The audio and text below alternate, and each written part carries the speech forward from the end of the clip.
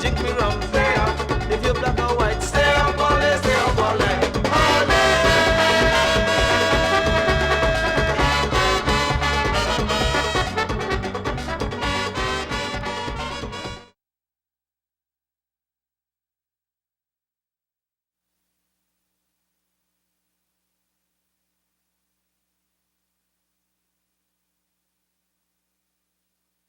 Good morning, everyone.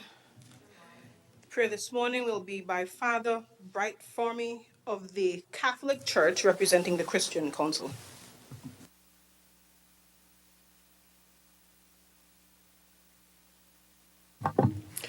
We pray in the name of the Father, and of the Son, and of the Holy Spirit. Amen. So God our Father, we thank you for the gift of our lives. We thank you for the blessings and the graces you give to us, especially for our federation. We thank you this morning that as our leaders gather at the National Assembly to deliberate on issues that would inure to the growth and development of our federation, be with them. You who are the source of all wisdom, you who are the source of all insight, grant them wisdom, grant them insight. Be with them, lead them in their deliberations, and help them with the grace and the strength to do all they have to do to help our federation to grow from strength to strength. Lead them, guide them, that as they also make policies and also, God, make rules that will help our nation, all will be well with us. We ask that your graces will be with us all, especially with our leaders. We ask all this through your Son, Jesus Christ, our Lord, he who lives and reigns with you in the unity of the Holy Spirit, God, forever and ever. Amen. In the name of the Father, and of the Son, and of the Holy Spirit. Amen. Thank you, Father. You may be seated.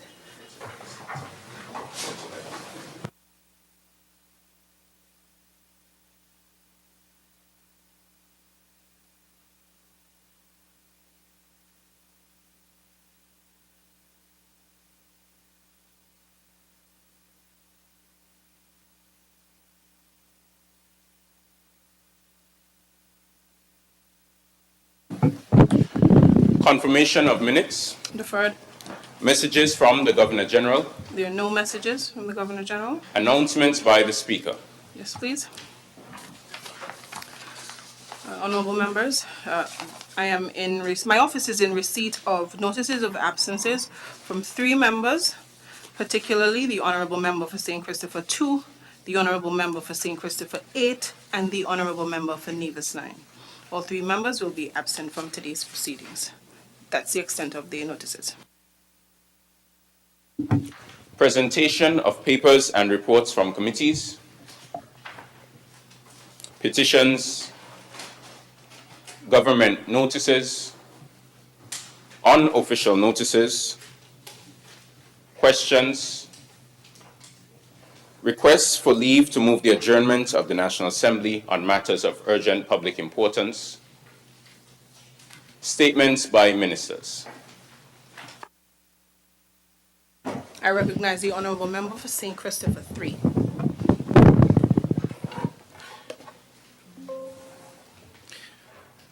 Madam Speaker, with your leave, I rise to make a brief statement in my capacity as Minister of Utilities here in St. Kitts and Nevis.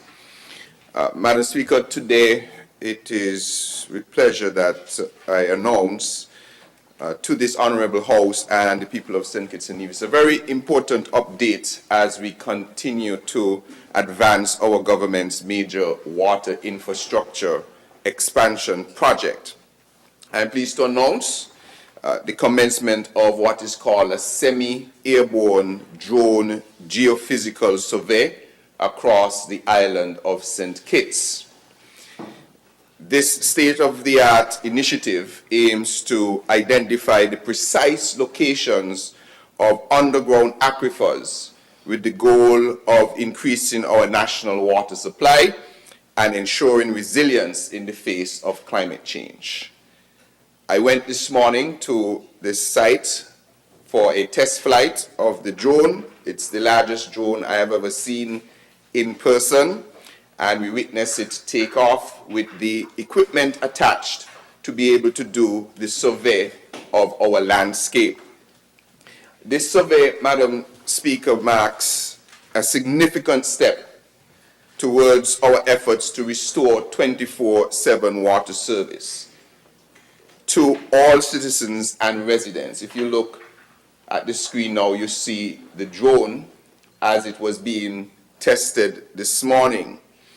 This effort complements substantial progress already underway, including the ongoing construction of a 2 million gallon per day desalination plant, the successful discovery and commissioning of a new major well in Keon, the UAE-sponsored desalination plant, the construction of new water storage tanks, the replacement of aged and inefficient water pipes across the island. Madam Speaker, not to be outdone, I walked with my small little drone as well this morning to take pictures of the drone as it was going up. I think you saw me there in one of the pictures with my remote controller. The drone is about 45 kilograms in weight. When the batteries are in, I think it's 65 kilograms in weight, and it can carry a payload of up to about 30 kilograms. So actually this drone can have multiple uses after this particular effort. For instance, if someone has been stranded out to sea, you can take a payload to them so that you can give them life-saving outfits. What do you call it again? The suit that you... Life vests. I think recently in Miami or in Florida, someone was stranded out to sea and they used a similar drone to take life-saving equipment to them. Having a payload of 30 kilograms, which is over 60 or so pounds, almost 70 pounds, it means then that if you have someone stranded who is small enough in a cavity somewhere, you can attach something that can take them out of that situation. Or if someone is stranded in the mountains and you need to get something to them, this is also something that can be used. So we are happy that we have started this effort. It is going to take a few weeks, so you will see if you are able to pick it up, because it will fly maybe about 50 meters up in the air. It will be going back and forth over the land. It is doing an electrical resistivity test of the earth to determine the difference in resistivity of the material in the earth. So when from that you'll be able to tell and assume where water cavities are, because with water there's a certain resistivity you would have in the earth, as opposed to if you find regular granite or stones or just soil, they will be able to tell. So this is a very exciting project, and we have been working on it for quite some time. There were some delays, but we are keeping the pressure on to ensure that we do what is necessary to bring our water situation to something that is amenable to all. So, Madam Speaker, as you would know, water is life, and every drop counts.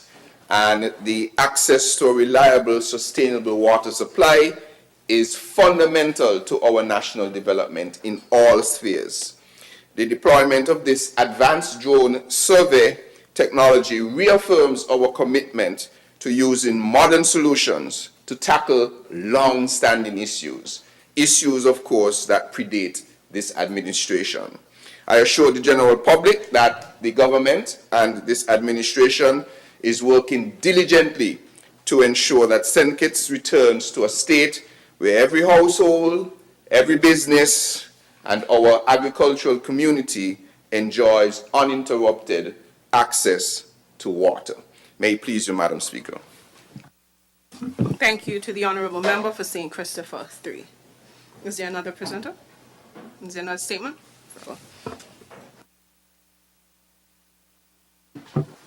Personal explanations.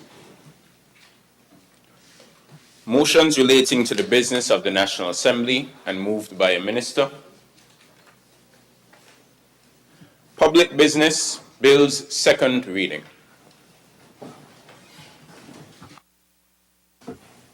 I recognize the Honourable Member for St. Christopher 3. Madam Speaker, with your leave, I rise once again to have read for a second time and lead a debate on the Anti-terrorism Anti-terrorism Amendment Bill 2025.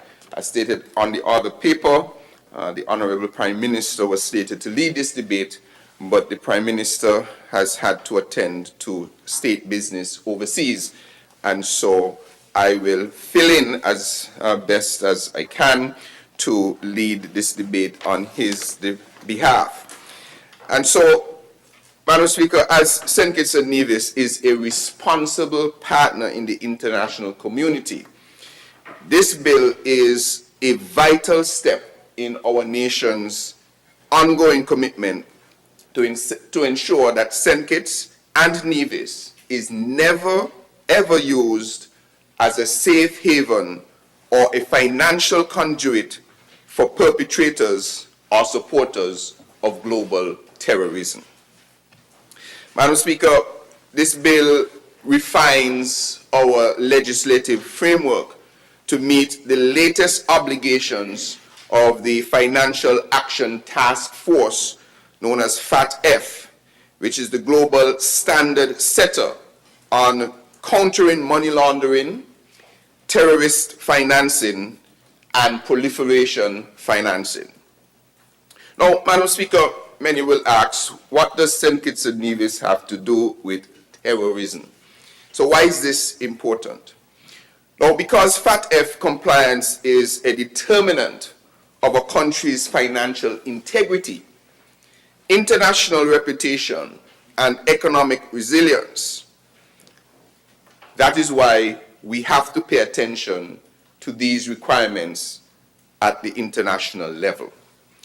FATF sets out 40 core recommendations, which I will not go through at this moment. But this bill is designed to reinforce our implementation of Recommendation 6, which requires countries to impose targeted financial sanctions in relation to terrorism and terrorist financing. We do not want to be a conduit, we do not want to be a safe harbor, and we do not want to be listed to facilitate any of the above. So this amendment does three things, Madam Speaker. First, it empowers our authorities, of course, including the Attorney General and the FIU, the Financial Intelligence Unit, to take ex parte legal action. As an attorney, you will know what ex parte means: without notice. That is to freeze assets without notifying the person or entity that is being investigated. And critically, this power is also extended to include those under imminent consideration for designation, not just those already listed. This means that persons who are suspected terrorists, who have suspected terrorist assets, can be frozen, their assets can be frozen without delay, as FATF requires.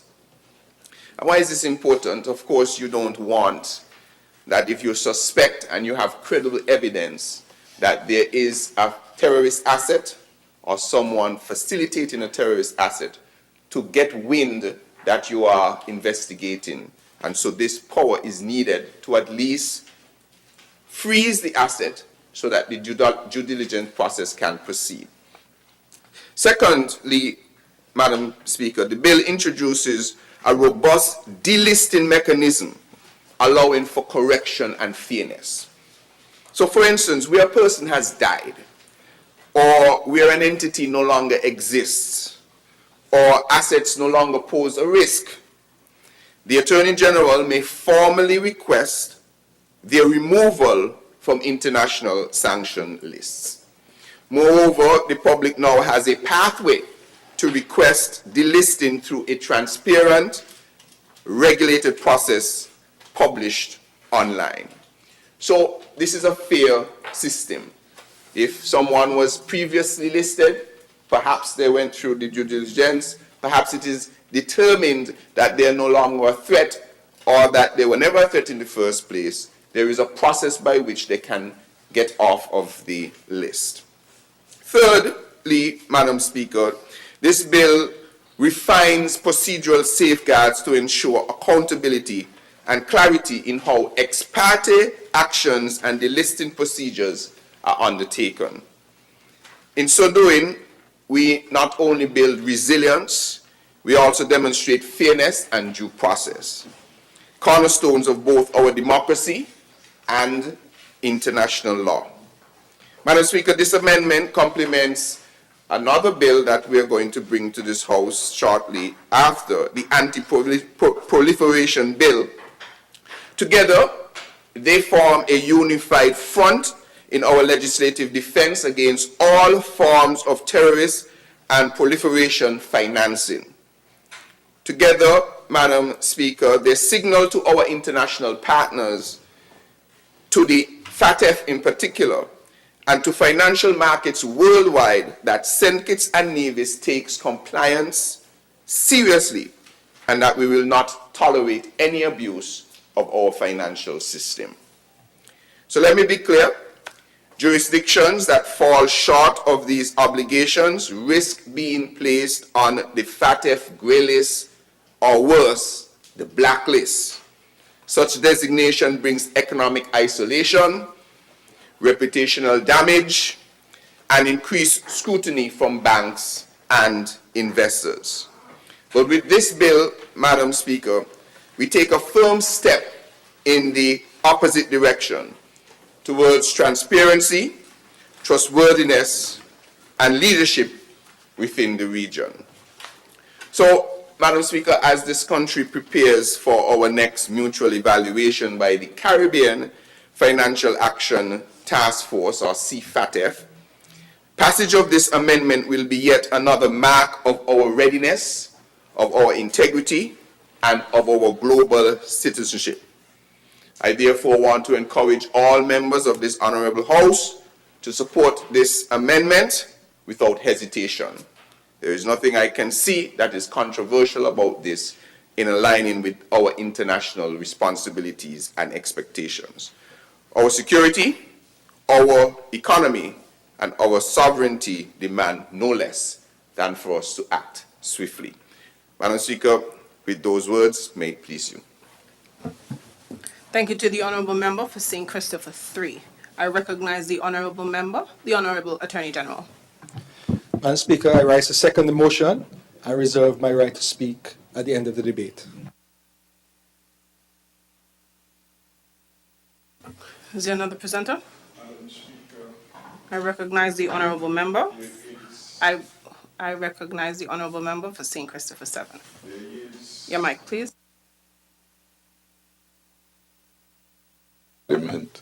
Madam Speaker, there is an unwelcome trend in the Parliament, and it is dangerous in terms of the duty of accountability. It cannot be the norm that the government presents bills to Parliament, and yet when the opportunity is there to elucidate, to expand, to let the public become better aware, what we are hearing are members rise to support and basically to speak if necessary. The norm, the standard norms in Parliament when members are second bills brought from the government side is that they would add to the information value that is being presented for the people. And it is really, Madam Speaker, Two persons can't be on their feet at the same time. If you're going to rise, Honourable Member, you have to rise on a point of order. Yes, but I'm waiting for your acknowledgement of me rising. You don't have to for a point of order. I rise on a point of order. Yes, please, Honourable Member for St. Christopher 3, which is his right. Madam Speaker, Just a second. Your mic, please. Honourable Member for St. Christopher 7. Yes. I rise on a point of order that the member from number 7 has risen to speak on something that does not pertain to the bill at hand. That is against the rules. He has no authority to dictate. Honourable Member, nobody interrupted you. Allow the member to indicate what his objection is, and then I'll respond. Everybody is going to respond in an orderly fashion. Thank you. He has no authority to dictate who speaks on the government side on any bill. He has been given an opportunity to contribute to the bill. If he feels that information is missing, provide the information. There is plenty of time for the government side to redress any concerns he may have. I also want to add that his speech has nothing to do with the bill at hand. That is against the standing orders of this House. Honourable Member for St. Christopher 7. Speaker, I'm making my presentation in relation to the bill and all that had transpired. I made reference to the fact that one of the reasons why it has to be enlightened because it has been a pattern, not only with this bill, but it's germane to this bill. Because on this occasion, we hear a member opposite on the government side rise to give support to the bill, and basically that's it, I second the bill. And I'm saying that that pattern is not a helpful one. Okay. And so that is a point of substance. I may, Honourable Member. In relation to that. And I have a right to say that because that is my view. Honourable members, and to make that point honourable in members, the debate. Honourable Member for St. Christopher 7, I am speaking. That in my time. Honourable members, I am speaking. Honourable Member for St. Christopher 7, whether or not you are of the view that it is the right thing to do, or whether it is the proper thing to do, it is not against the rules of this House. And so, I expect that you would move on with relevance so that we can get through this bill. Your point is taken, however, it is not contrary to the standing orders. So please allow the debate to proceed with relevance to the bill that is being debated. Thank you. The point is taken and the relevance of it is acknowledged by the public. Because I'm making the point. Honourable Member for St. Christopher 7. And I am therefore the Honourable Member for St. Christopher 7. Madam When I am Speaker. speaking, you stop speaking. Yes. I allow you to speak. I don't interrupt you at any point in time. And so I expect you to give... Honourable Member, don't be disrespectful. You are being disrespectful. You are being disrespectful. You need to cease speaking when I am speaking. That is a simple rule, and it is a clear one as well. That is not something that we're going to debate this morning. I made a ruling. I indicated that what you brought to the fore is not contrary to the standing orders. You are to move on. It is not whether it is relevant to the public. It is whether it is relevant in accordance with the rules of this House. And so we are moving on and adhering to the standing orders. If you are not in line with that, then I will have to indicate to you that I am taking the procedures to Standing Order 49. So let us move on.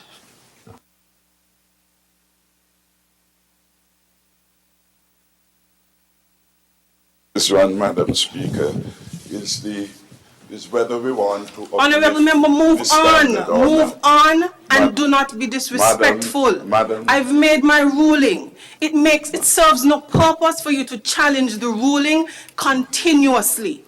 Please, move on. Madam Speaker, I'm not challenging any rule. Yes, you are. So please just move on. Madam Speaker, there is an unwillingness for one to speak on matters that are germane, and in this regard, I'll say no more on this bill. Thank you to the Honourable Member for St. Christopher 7. Madam Is there another Speaker. presenter? Very well. I recognize the Honourable Member for St. Christopher. Allow the Honourable Member to depart, and then you can proceed. Madam Speaker, at some point in time, this House is going to have to make a decision as to whether or not it is appropriate for a member to walk in for 2 minutes, not contribute anything on the bill that is at hand, castigate the National Assembly for rules that don't exist, create grandstanding moments, only trying to evoke a response from maybe you, Madam Speaker, or members in this House. At some point, we're going to have to make a determination of how this House must proceed. It cannot be the case, and I am rising to wrap up and respond to what has been said, because that is a right that I have in the standing orders to address any issue that has been brought to the Parliament during the debate. And so I am only now responding to what the member for number 7 has introduced as part of his debate for the bill at hand. At some point, we are going to have to do something, make a determination whether it is appropriate for a member to continue to disrespect the processes of this House, seeking to cause confusion. I have sat in this Parliament now for maybe over 8 years total. And this is the first time that I have seen a member of Parliament completely disregard all of the standing traditional practices and rules of the Parliament.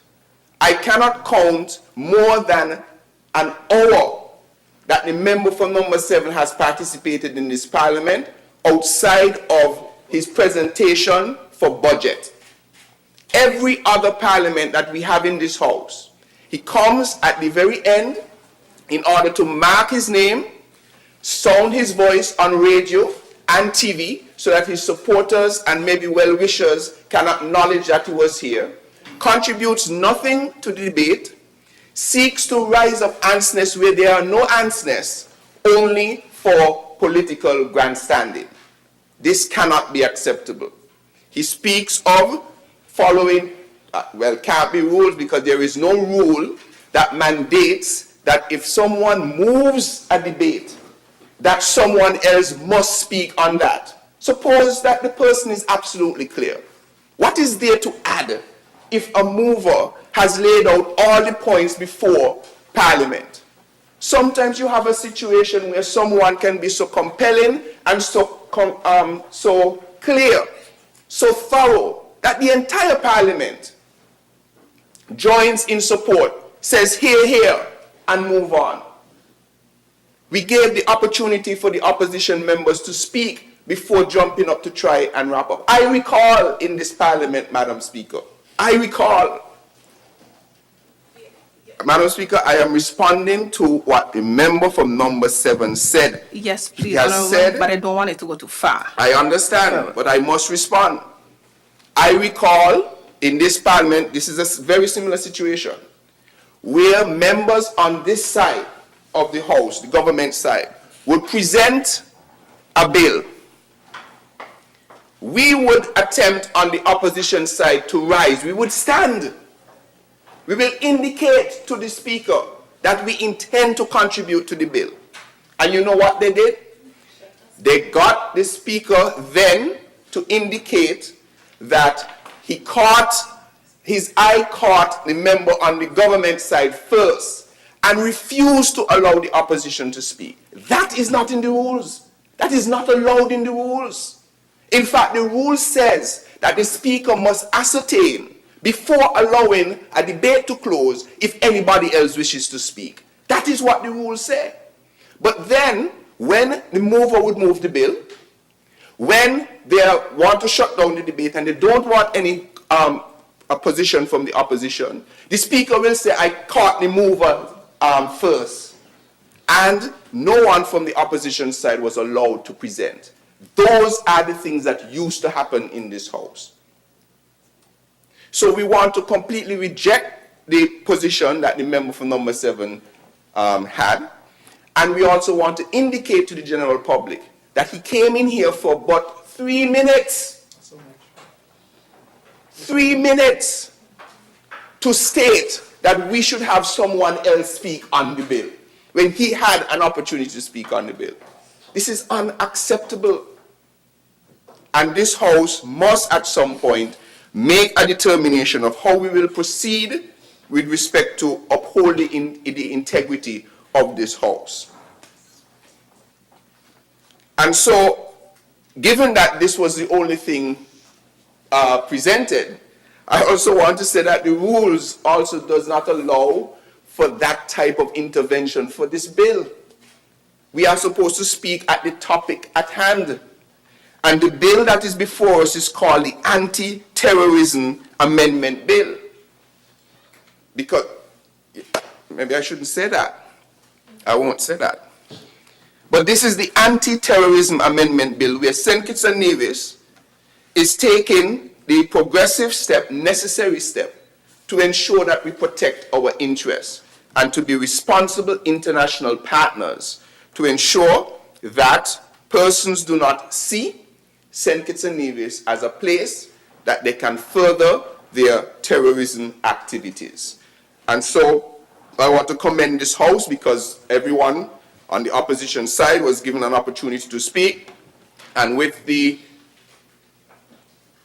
no one indicating any further contributions, it says to me that the members of this House are satisfied that we are doing the right thing by bringing this piece of legislation before us, which is the Anti-terrorism Bill, where we identified three important aspects of the bill.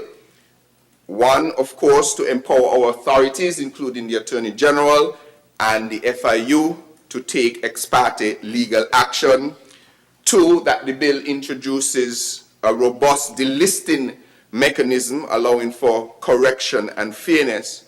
And three, where it defines or refines procedural safeguards to ensure accountability and clarity in how ex parte actions and delisting procedures are undertaken. After that was presented, the floor was open for contributions. Unfortunately, we had an irrelevant contribution from the member from number 7, and I guarantee you that somewhere in social media you're going to hear.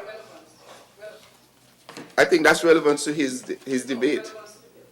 But I'm responding to his. Okay, all right. I am hoping that when the social media reports on this, it reports that we have taken important steps to safeguard St. Kitts and Nevis from anti-terrorism activities, and not that the House was trying to stop any member from talking, which is a possibility that might be said because that might have been the intention of the presentation by the member from number 7. So, Madam Speaker, with those few words, I want to thank the House for their support on this bill, and I look forward for it passing through this House safely. May it please you, Madam Speaker. Thank you to the Honourable Member for St. Christopher 3, the mover of the bill who just did the wrap-up. The question is that the bill shortly entitled Anti-proliferation, Anti-terrorism, my apologies, Amendment Bill 2025 be read a second time. Those in favour? Aye. Those against? The ayes have it.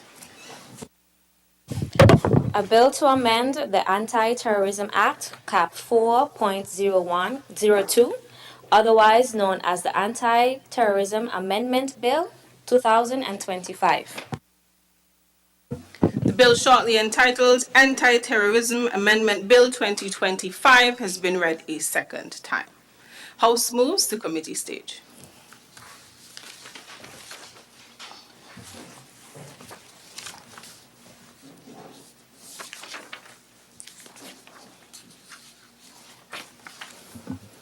Clauses 1 through 6. The question is that clauses 1 through 6 stand part of the bill. Those in favour? Aye. Those against? The ayes have it. The enacting clause. The question is that the enacting clause stands part of the bill. Those in favour? Aye. Those against? The ayes have it. The title. The question is that the title stands part of the bill. Those in favour? Aye. Those against? The ayes have it. House resumes.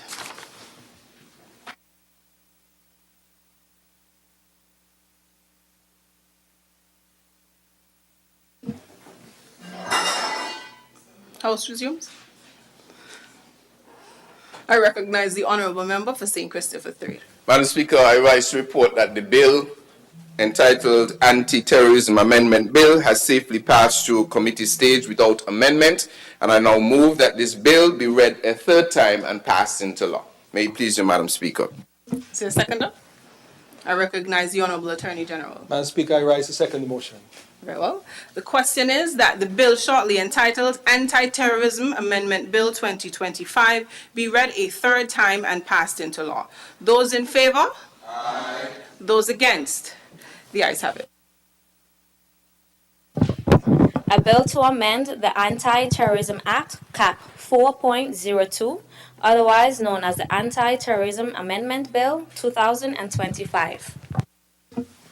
The bill shortly entitled Anti-terrorism Amendment Bill 2025 has been read a third time and passed into law. This is ready for the table. I recognize the honorable member for St. Christopher 3. What is happening this morning? Apologies.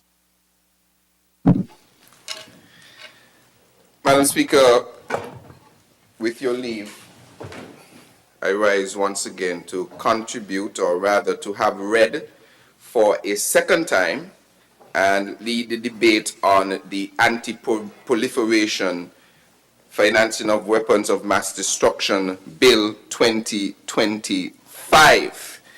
As mentioned in the Amendment Bill.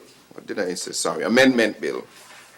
As mentioned in the previous debate, this bill goes hand in hand with the bill that the House unanimously passed, the Anti-terrorism Amendment Bill 2025.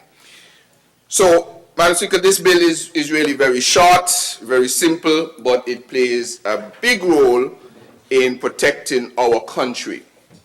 It helps us strengthen our national security and keeps us in good standing with the international community by making sure we can act quickly and fairly when it comes to stopping the funding of dangerous weapons.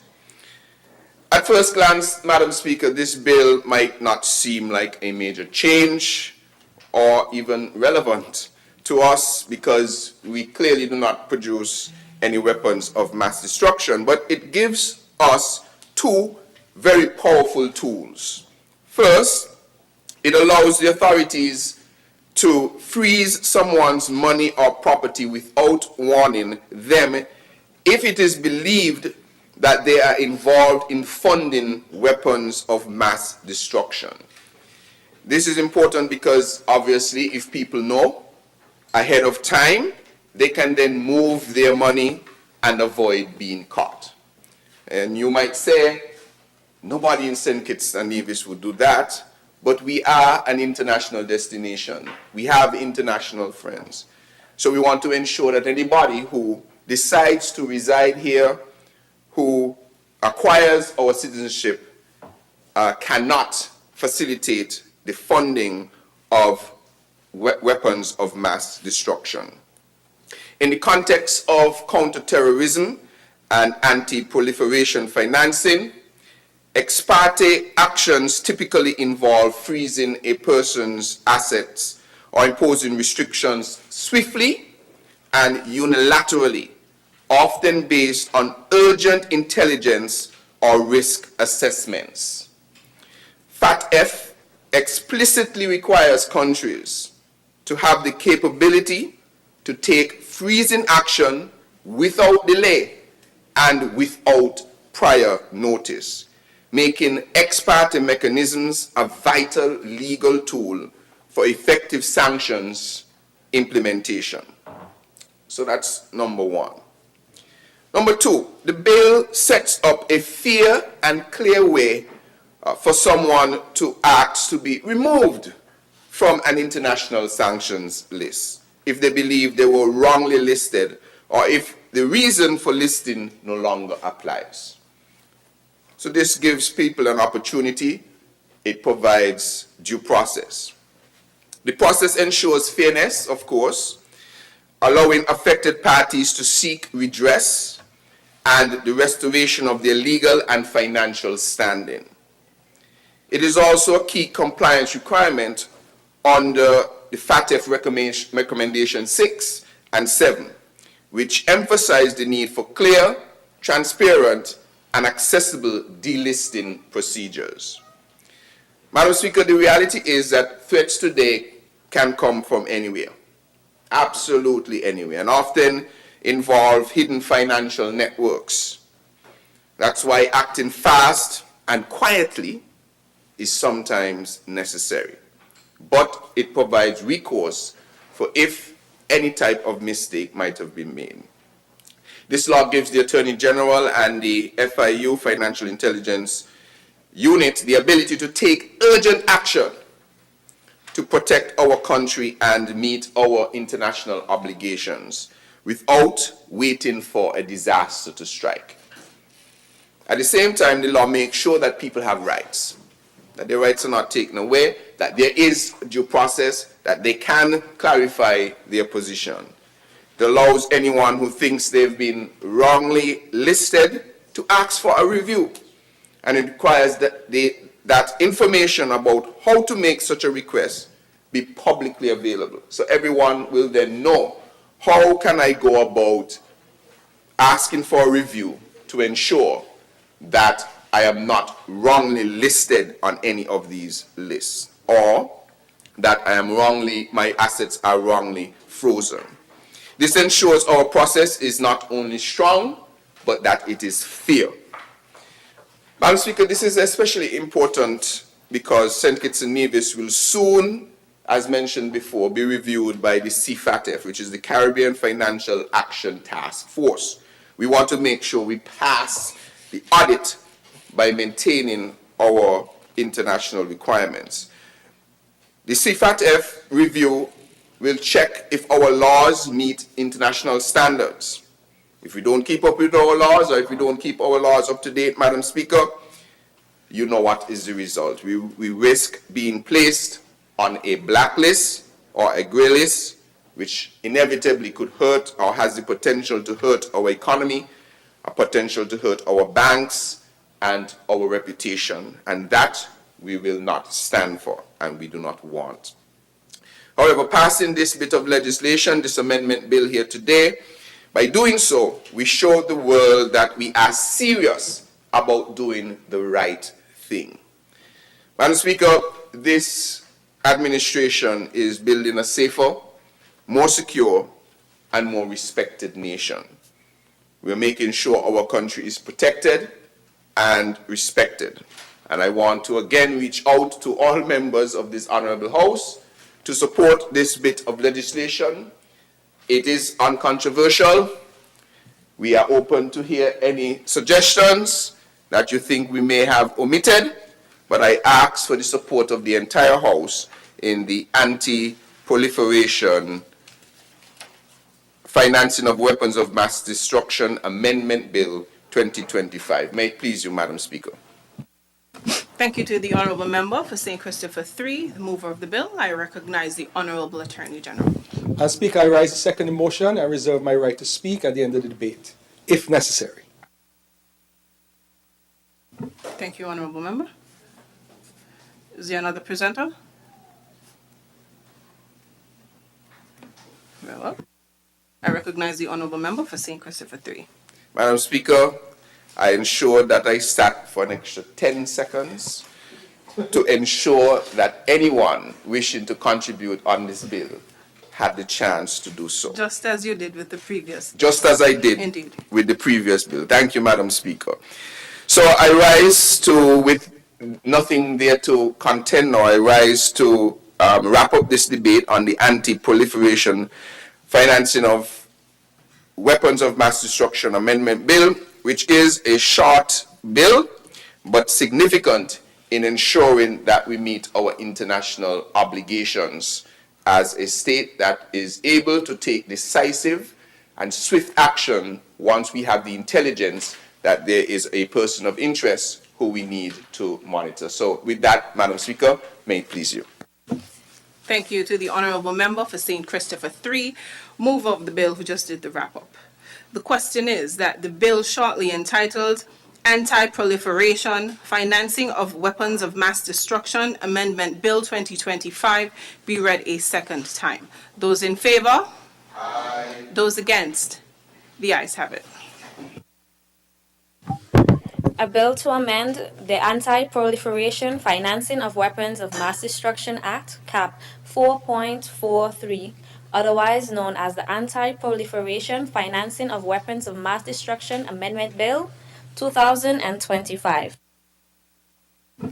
The bill shortly entitled Anti-proliferation, Financing of Weapons of Mass Destruction Amendment Bill 2025 has been read a second time. House moves to committee stage.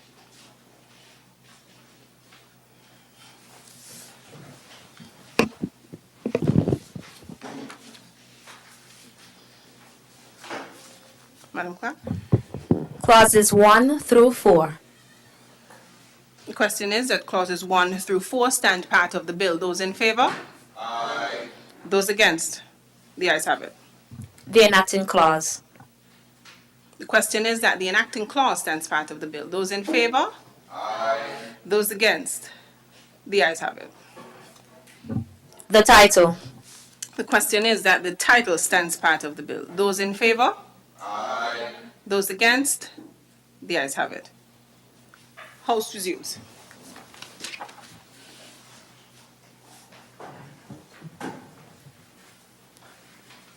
I recognize the honourable member for St. Christopher 3.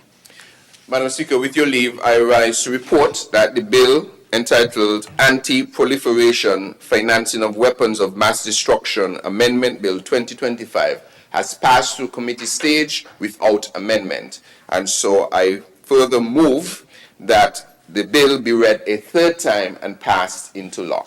May it please you, Madam Speaker. Very well. Is there a seconder? I recognize the Honourable Attorney General. Madam Speaker, I rise to second the motion. The question is that the bill shortly entitled Anti-proliferation, Financing of Weapons of Mass Destruction Amendment Bill 2025 be read a third time and passed into law. Those in favor? Aye. Those against? The ayes have it. A bill to amend the Anti-proliferation, Financing of Weapons of Mass Destruction Act, Cap 4.43, otherwise known as the Anti-proliferation Financing of Weapons of Mass Destruction Amendment Bill 2025. The bill shortly entitled Anti-proliferation, Financing of Weapons of Mass Destruction Amendment Bill 2025 has been read a third time and passed into law.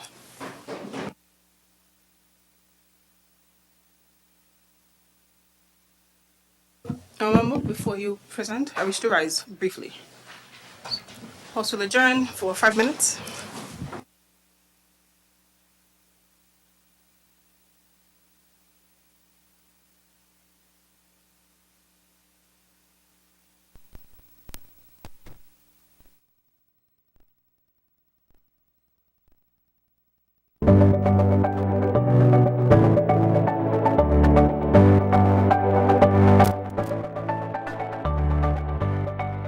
This is actually an anomaly over the past maybe decade or so where we're having this much rain at any one time.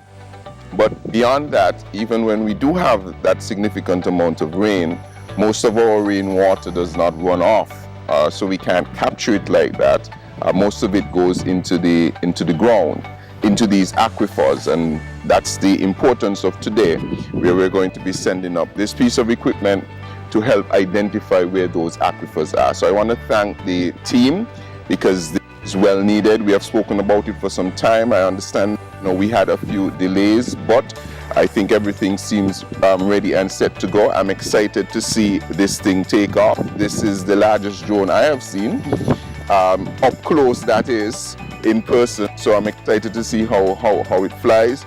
And we're excited that this is going to lead to development of wells, especially in the areas outside of Bastia, because we're doing major development of a desal in Bastia, 2 million gallons per day.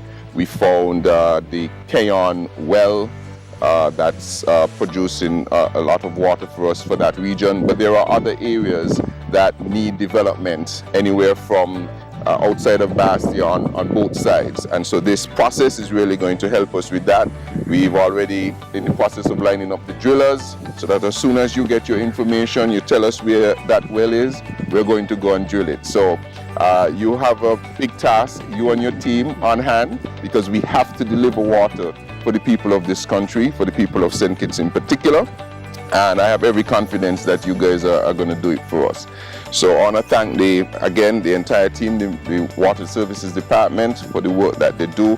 So we have a lot of unsung heroes there who go into the mountains, go into the hillsides to ensure that our surface water systems are good. We have those who work with our wells, etc., to ensure that we manage our wells properly, that we're not overdrawing them to then compromise the integrity of the well. So I want to thank everyone for all the work that they do, from the manager of Water Services Department to down to the person that keeps the water office clean.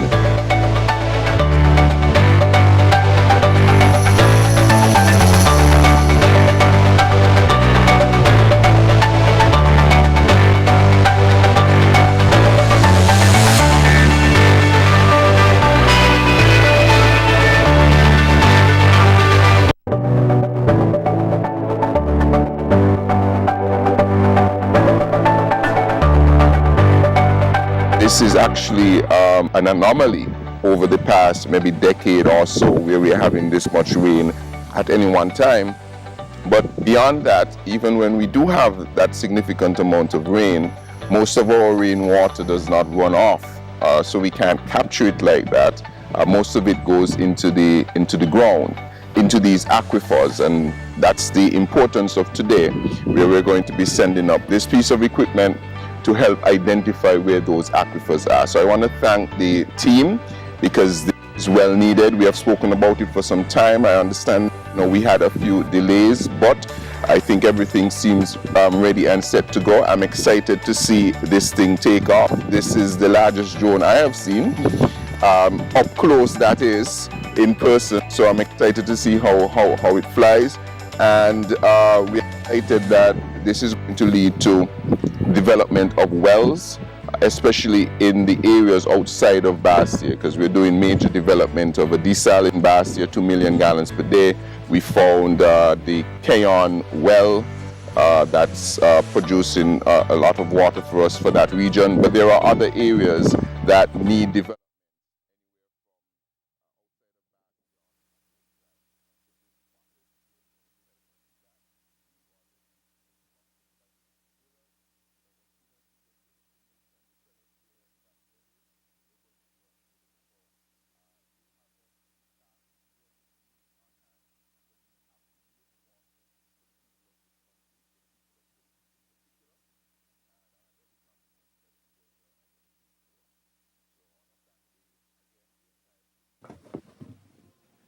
House resume.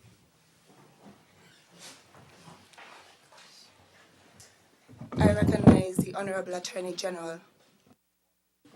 May it please you, Madam Deputy Speaker, I rise to have read for a second time and lead the debate of the Proceeds of Crime and Asset Recovery Amendment Bill 2025.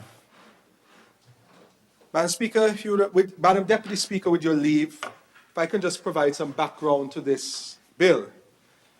On September 18th last year, the Parliament passed the Proceeds of Crime and Asset Recovery Amendment Act, number 23 of 2024, otherwise known as POCARA. The POCARA was enacted to provide for the forfeiture or confiscation of the proceeds of crime and to make provision for persons who benefit from criminal conduct. The POCARA is premised on the ability to be able to identify, pursue, prosecute, and recover the proceeds of crime at all levels. The primary goal of the POCARA and other proceeds of crime legislation is to deter criminal activity by depriving criminals of the financial benefits derived from their unlawful activities.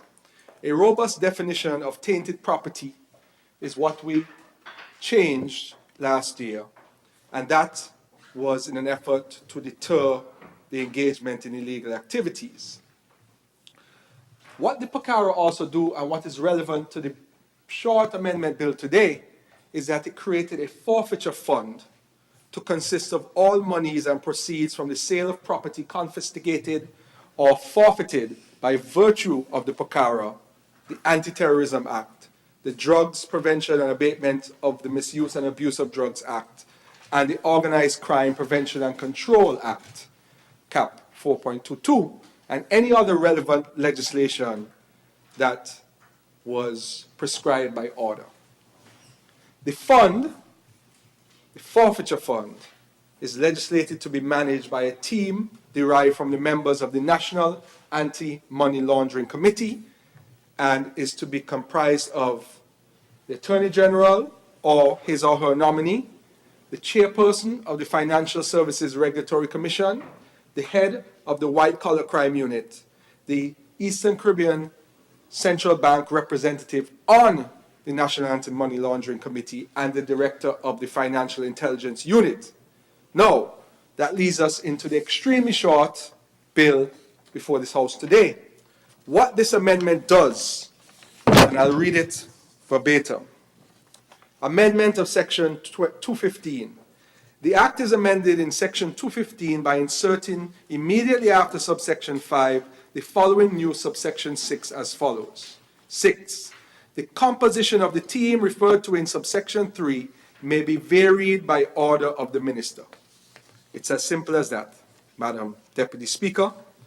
The forfeiture fund has certain ex officio members. It is a very important fund.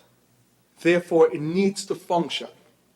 What this short amendment does, it allows some flexibility if there is somebody that is unable to function on the forfeiture fund committee. Therefore, by order, meaning by law, published in the Gazette, the composition of this fund, this forfeiture fund committee, can be adjusted by order. That is all the amendment does. It does one simple thing.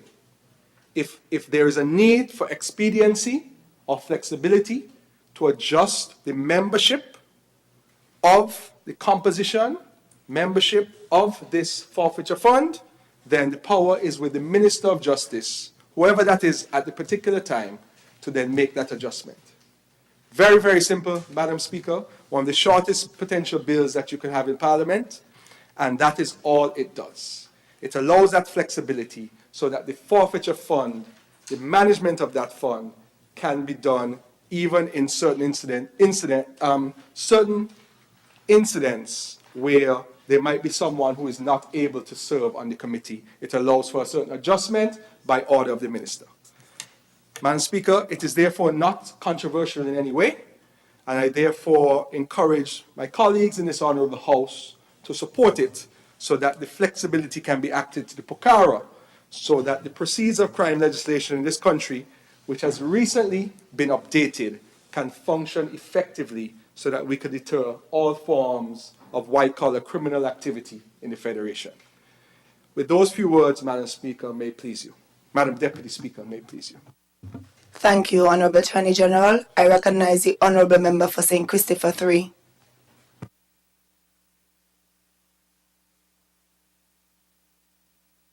Madam Speaker, with your leave, I rise to second the motion to have this bill read a second time and just add just a few words in support of my colleague.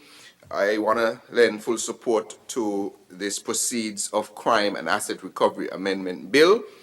The bill, of course, as you realize, is very modest in its language, just a one-pager, but it carries significant weight in our continued fight against organized crime, financial misconduct, and corruption.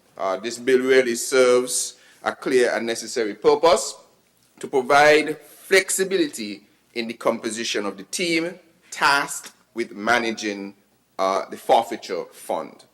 So, Madam Speaker, honorable members, as the mover of the bill recalled, in 2024, this honorable House passed the landmark Proceeds of Crime and Asset Recovery Act, or POCARA, which is, as he would have mentioned, an essential tool in our legislative arsenal to ensure that crime does not pay. The Act targets the very lifeblood of criminal enterprise, the proceeds. It empowers our authorities to trace, seize, and recover assets obtained through illegal means, thus dismantling the financial structure that enables crime to thrive. So one of the key mechanisms under the POCARA, as was mentioned, is the forfeiture fund. which is a central pool of resources gathered from confiscated assets under various legislation, including the Anti-Terrorism Act, the Drug Abuse Prevention Act, and others. These funds are to be used to strengthen law enforcement and crime prevention efforts. As was mentioned, at present, the management of this fund is strictly defined by statute and limited to specific individuals from the National Anti-Money Laundering Committee. Now, while the structure ensures oversight and integrity, it also creates the rigidity that perhaps can possibly impede operational efficiency. And so this amendment, all it does today is solves this problem by introducing a simple but strategic change to allow the Minister of Justice and Legal Affairs, by order, to vary the composition of the management team as may be necessary. So, Madam Speaker, this is not anything of a departure from accountability. In fact, it is an enhancement of the responsiveness of such a committee. The threats we face in the realm of financial crime are ever evolving and evolving rapidly. Our legislation must be equally agile, and that is why we are here today. So with this amendment, Madam Speaker, Madam Deputy Speaker, the Minister, whomever that may be at the time, can swiftly adjust the team to meet changing demands without compromising transparency or governance. So this really is simply about ensuring that we can act quickly and effectively, especially when matters of national security and public interests are at stake. I therefore want to support my colleague in moving this bill and commend this bill to the House and urge all of our members here to give their full support. With this, Madam Deputy Speaker, may it please you. Thank you, Honourable Member for St. Christopher 3. Any other presentation? If not, I invite the mover. I recognize the Honourable Attorney General.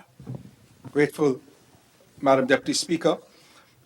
While I wrap up on this very short bill, I just want to explain to the general public the importance of having a forfeiture fund and having it work, the committee that manages it, work effectively. So just the benefits of it. Now, what goes into the fund are proceeds of crime. So for example, somebody has committed a major white-collar crime and there's a seizure of $1 million. The state then collects that money and puts it into the forfeiture fund. But the question is, what is that fund used for?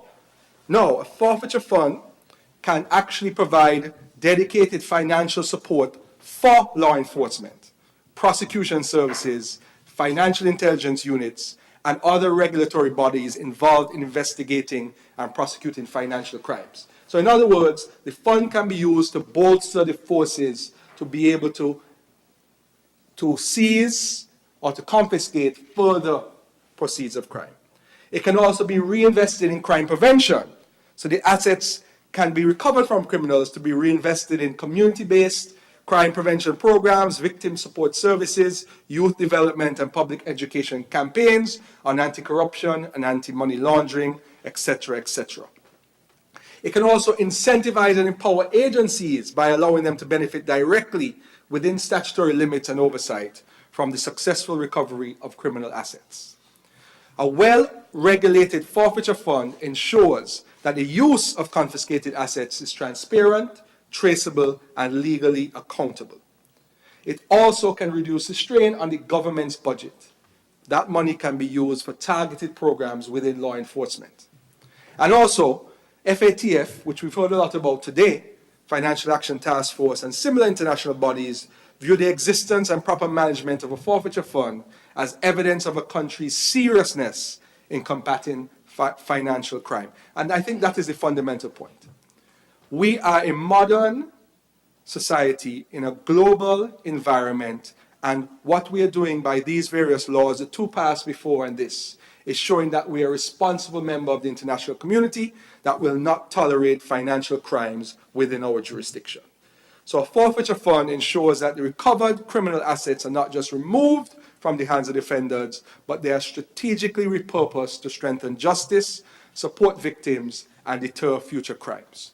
So as I said when I led the debate, Madam Speaker, it's a one-liner, and all it allows for is flexibility in the composition of the committee that is able to manage the forfeiture fund so that those proceeds of crime can be used in law-fighting methods to help law-fighting institutions and to show the international community that we're a responsible member and that we will not tolerate criminal activity within our jurisdiction.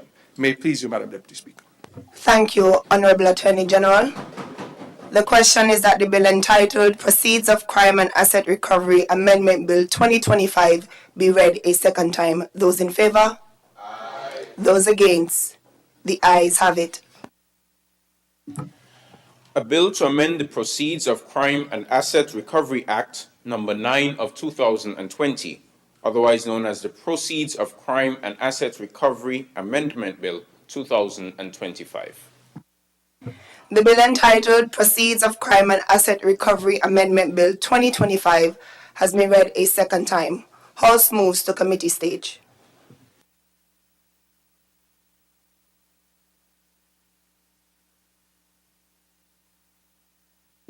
Clauses 1 through 3.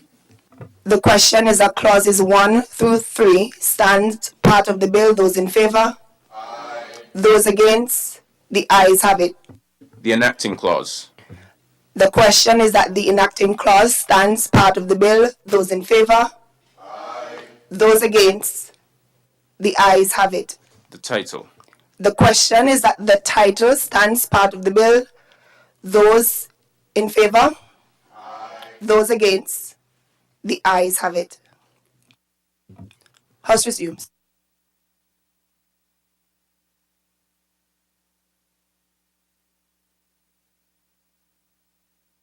I recognize the Honorable Attorney General.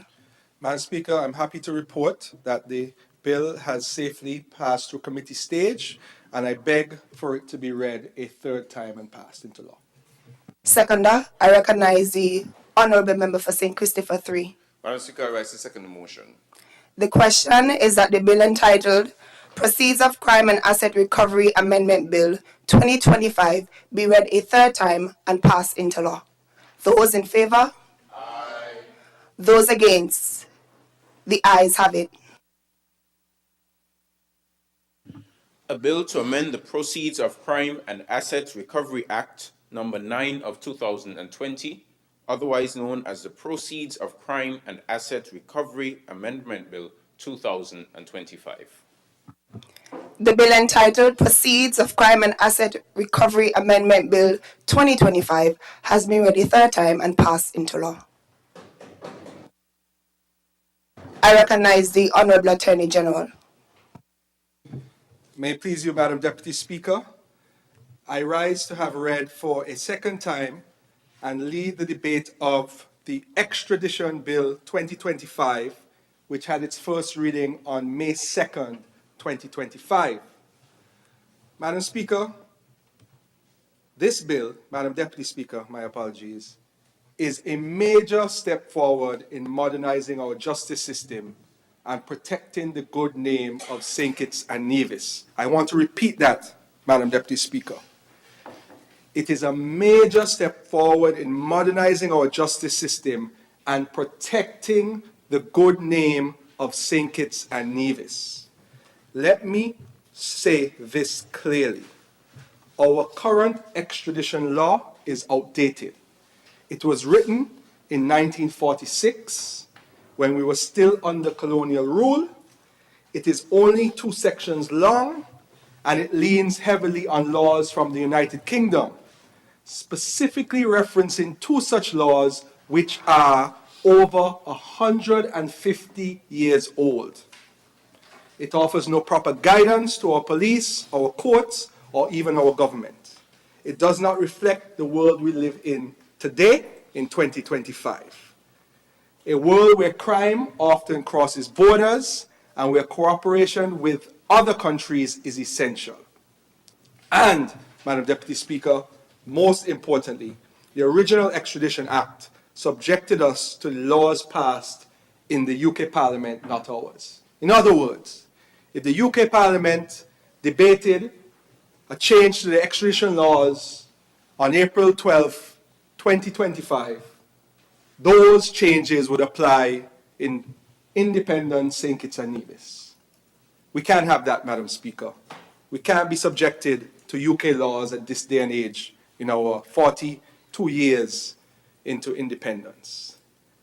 It is an opportunity for us to fix that colonial incomprehension.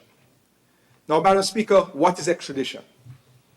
It is the legal process through which one country formally requests the return of a person who is either accused of committing a serious crime or has already been convicted of a crime in that country and who is now present in another country. It is a critical tool for ensuring that individuals cannot evade justice simply by crossing a border. Extradition protects public safety by making sure that serious offenders such as murderers, traffickers, fraudsters, and terrorists are held accountable wherever they may try to hide. For example, Madam Deputy Speaker, imagine someone commits a serious offense in country A and escapes to country B. Country A can then formally ask country B to return that person so they can either stand trial or serve a prison sentence. If both countries have an agreement, or if the laws of country B allow for it, and if certain legal safeguards are in place to protect the person's rights, then the extradition can go ahead. It is to be noted that extradition usually applies to serious crimes such as murder, drug trafficking, and large-scale fraud. However, the process is not automatic. Each request is reviewed carefully by the government and the courts to ensure it meets legal requirements. There are also important protections built into the process. For example, a person cannot be extradited if the request is on the basis of political views, race, or other discriminatory reasons. In some cases, countries may also choose not to extradite their own citizens, especially if they believe the person can be fairly prosecuted or punished at home. Now, why is it important to have an extradition act that is modern and is not based on the principles that were established 150 years ago in England? Having clear, modern extradition laws is essential for St. Kitts and Nevis to be seen as a trustworthy and responsible member of the international community. Madam Speaker, I wish to re-emphasize that. It is important, given things that have happened in the past, that we regain our good name in the international community. It shows that we are committed to justice, the rule of law, and cooperation with our regional and global partners.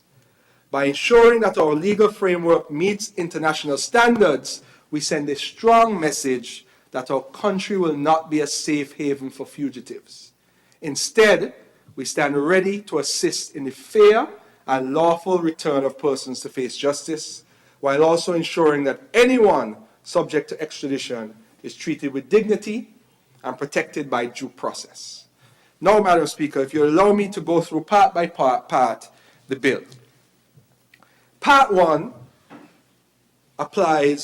tells us that the bill applies to people who are accused of or convicted of serious crimes in other countries. It explains that if someone commits a serious offense overseas, like fraud, drug trafficking, human trafficking, or murder, and tries to hide in St. Kitts or Nevis, they can be sent back to face justice in that other country. It also makes clear that if a petitioner on evasion is wrongly accused abroad, they're entitled to fair process and legal protections before any decision on extradition is made. Part 2 deals with our relationship with other CARICOM countries. This part explains how we handle extradition requests from our neighbors in CARICOM. Under the CARICOM Arrest Warrant Treaty, we already agreed to make it easier to send criminals back and forth between member countries. This bill makes that work smoothly within our local laws. So if someone commits a serious crime in Grenada or St. Lucia and hides here, or vice versa, we now have a clear path to return them. Part 3 involves returning offenders to other Commonwealth countries. The bill deals with Commonwealth countries like Canada, the UK, and Australia. This section allows us to respond to extradition requests from those countries if we have a treaty or arrangement in place.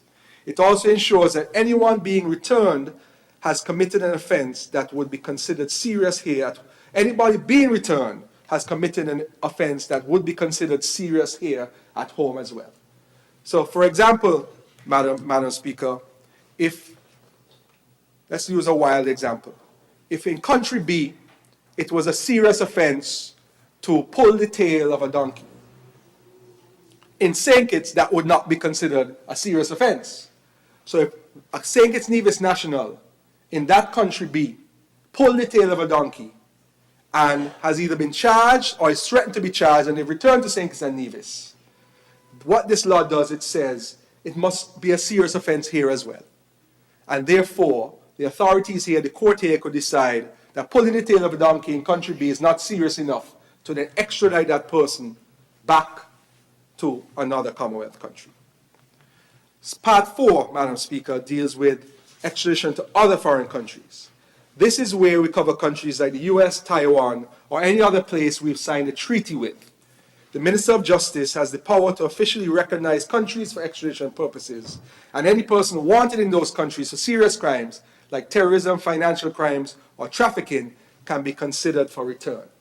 I want to point out we do have extradition treaties with the United States and with Taiwan, and we are in discussions to enter into extradition treaties with other countries.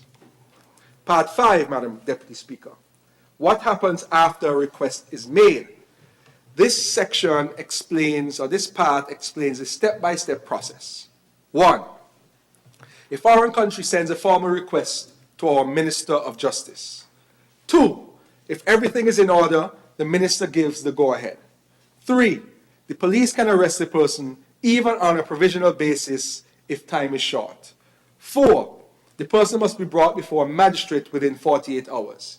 5. The magistrate checks if there is enough evidence and whether the person should be committed for extradition. 6. If the person agrees to, they can consent right away. If not, they can appeal. 7.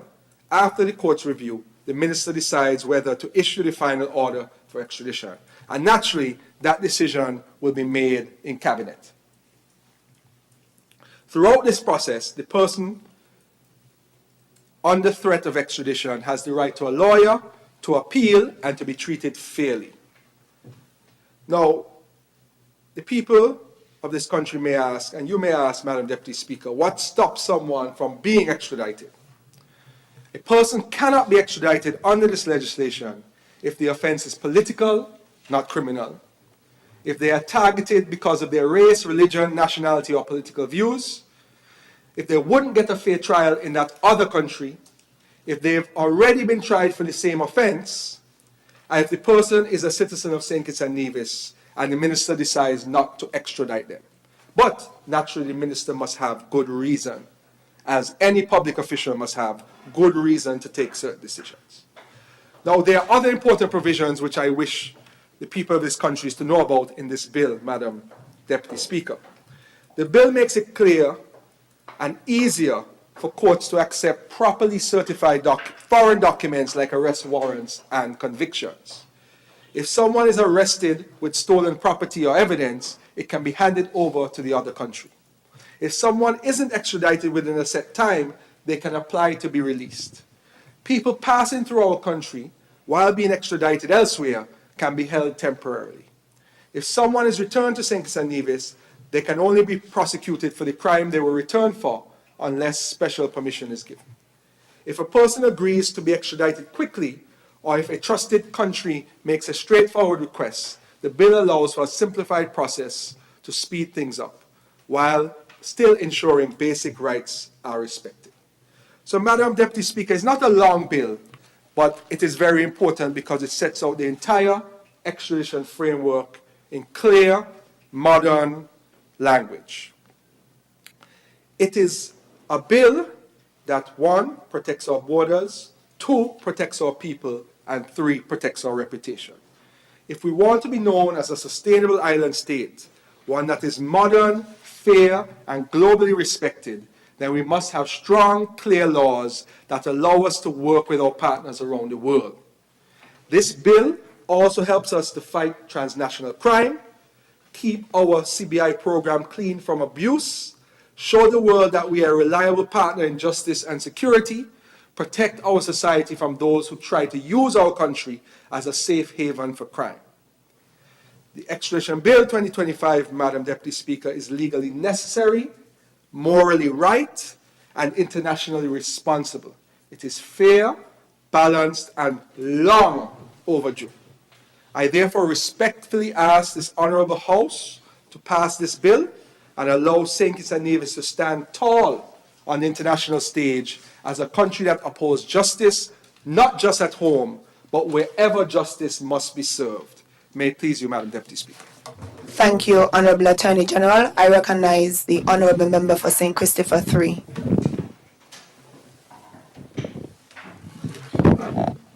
Madam Speaker, with your leave, I rise to make a brief, very brief contribution to the bill that is presently being debated before this Honourable House, and that is the Extradition Bill 2025. Now, Madam Speaker, firstly, I really want to commend the mover of the bill, the Honourable Attorney General, for leading the way in ensuring that St. Kitts and Nevis is at the top of the pile as it relates to compliance with international standards.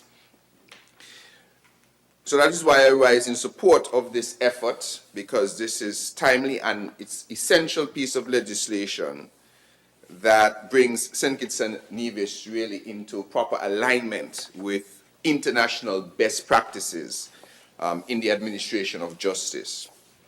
So it must be clear, though, Madam Deputy Speaker, that this bill is not only about sending people abroad or extraditing people, but it is fundamentally about ensuring that justice knows no borders, that you can't hide, that you can't run away and find safe haven after you have done something that is against the law. At the same time, it is a bill that fiercely protects the rights and dignities of every individual. So there is a process, there is a due process, and there are ample safeguards and checks to ensure that someone is not persecuted improperly or wrongly. Now, the current legislation, as the Honourable AG would have mentioned, is based on an 1870 framework. 1870, that's 155 years ago. That is what the present framework is based on. And it's a very short piece of legislation that provides no modern avenues to properly deal with extradition cases. That's really a colonial relic, of course, that has obviously long outlived its usefulness in today's very interconnected world. We now live in a time, Madam Deputy Speaker, where criminal activity is increasingly transnational, and St. Kitts and Nevis must have the legal tools to respond accordingly. So, Madam Deputy Speaker, this act does a number of things. It is not entirely, it's not a very long act, but it is really concise and critical. It does a couple of things. It modernizes our extradition regime, replacing what would be, as I mentioned, outdated provisions, such that we now have clear and structured and rights-based framework, rights-based. So the rights of all individuals will be protected. Another thing this bill does, Madam Deputy Speaker, is that it ensures compliance with our regional and international obligations, particularly under, like what we debated earlier in this Honourable House, the CFAT-F and FAT-F regimes. An urgent matter as non-compliance can lead to grey or blacklisting with serious financial consequences. We spoke about that earlier. So it ensures our compliance so that we are not in line to be grey listed or blacklisted. A third thing that I note that this bill achieves is it strengthens collaboration with CARICOM, Commonwealth, and other treaty partners. And the Honorable AG mentioned our ongoing efforts to develop more partnerships with the international community, therefore allowing us to effectively deal with fugitives, with money launderers, with traffickers, and those who would otherwise exploit our jurisdiction as a safe haven. We want everybody to come to St. Kitts and Nevis to have a grand time, but we do not want anybody to bring their criminal activity here. But most importantly, Madam Deputy Speaker, is that this law, or this bill that is brought before this Honourable House, strikes what I consider a careful balance between international cooperation and the protection of human rights. I think that that is critical, and as you read through the bit of legislation, you will see the effort to ensure that human rights are protected. No person can be extradited under this act if, as the AG mentioned, there are risk of persecution, that the charges are politically motivated, or if the request violates principles of fairness and justice. The courts, of course, remain a strong checkpoint in this process. And even after the judicial review, the final decision still comes back to the requisite minister, providing additional safeguard. Because if the administration or the minister determines that a citizen of St. Kitts and Nevis or whomever, with the right reasoning, should not be extradited, that decision can still be taken. So, Madam Deputy Speaker, as I said, this will be a brief intervention. Crime has no borders, and criminals are ever evolving. They are always trying to find the next loophole to jump through. We are closing those loopholes.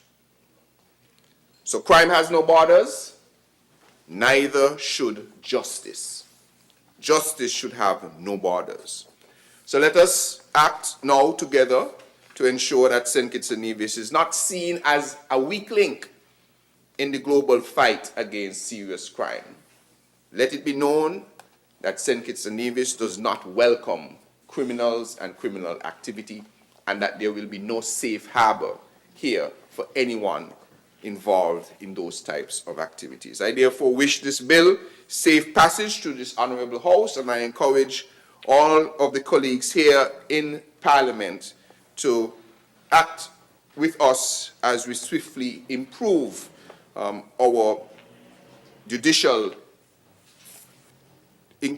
system to ensure that we have the best jurisdiction for preventing and not facilitating criminal activity. With those few words, Madam Deputy Speaker, may it please you.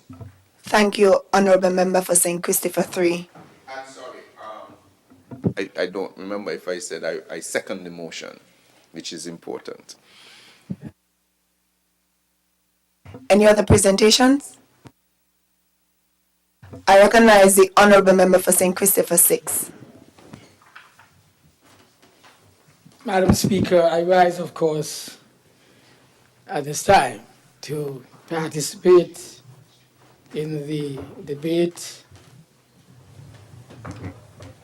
in this House, debating the bill, very simply put, the Extradition Bill of 2025.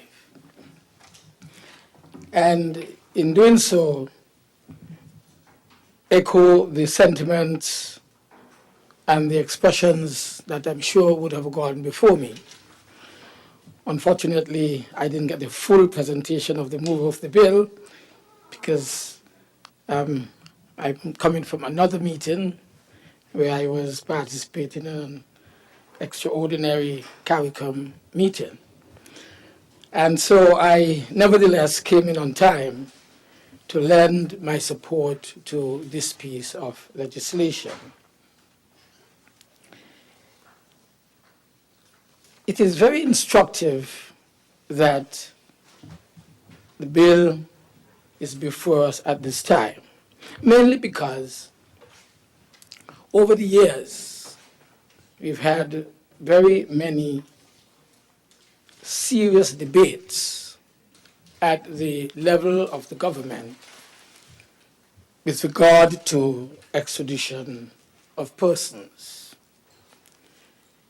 During the tenure of the 20-year period that I served, we've had a number of cases that were put before us by a second country that is seeking extradition of persons who are citizens of St. Kitts and Nevis.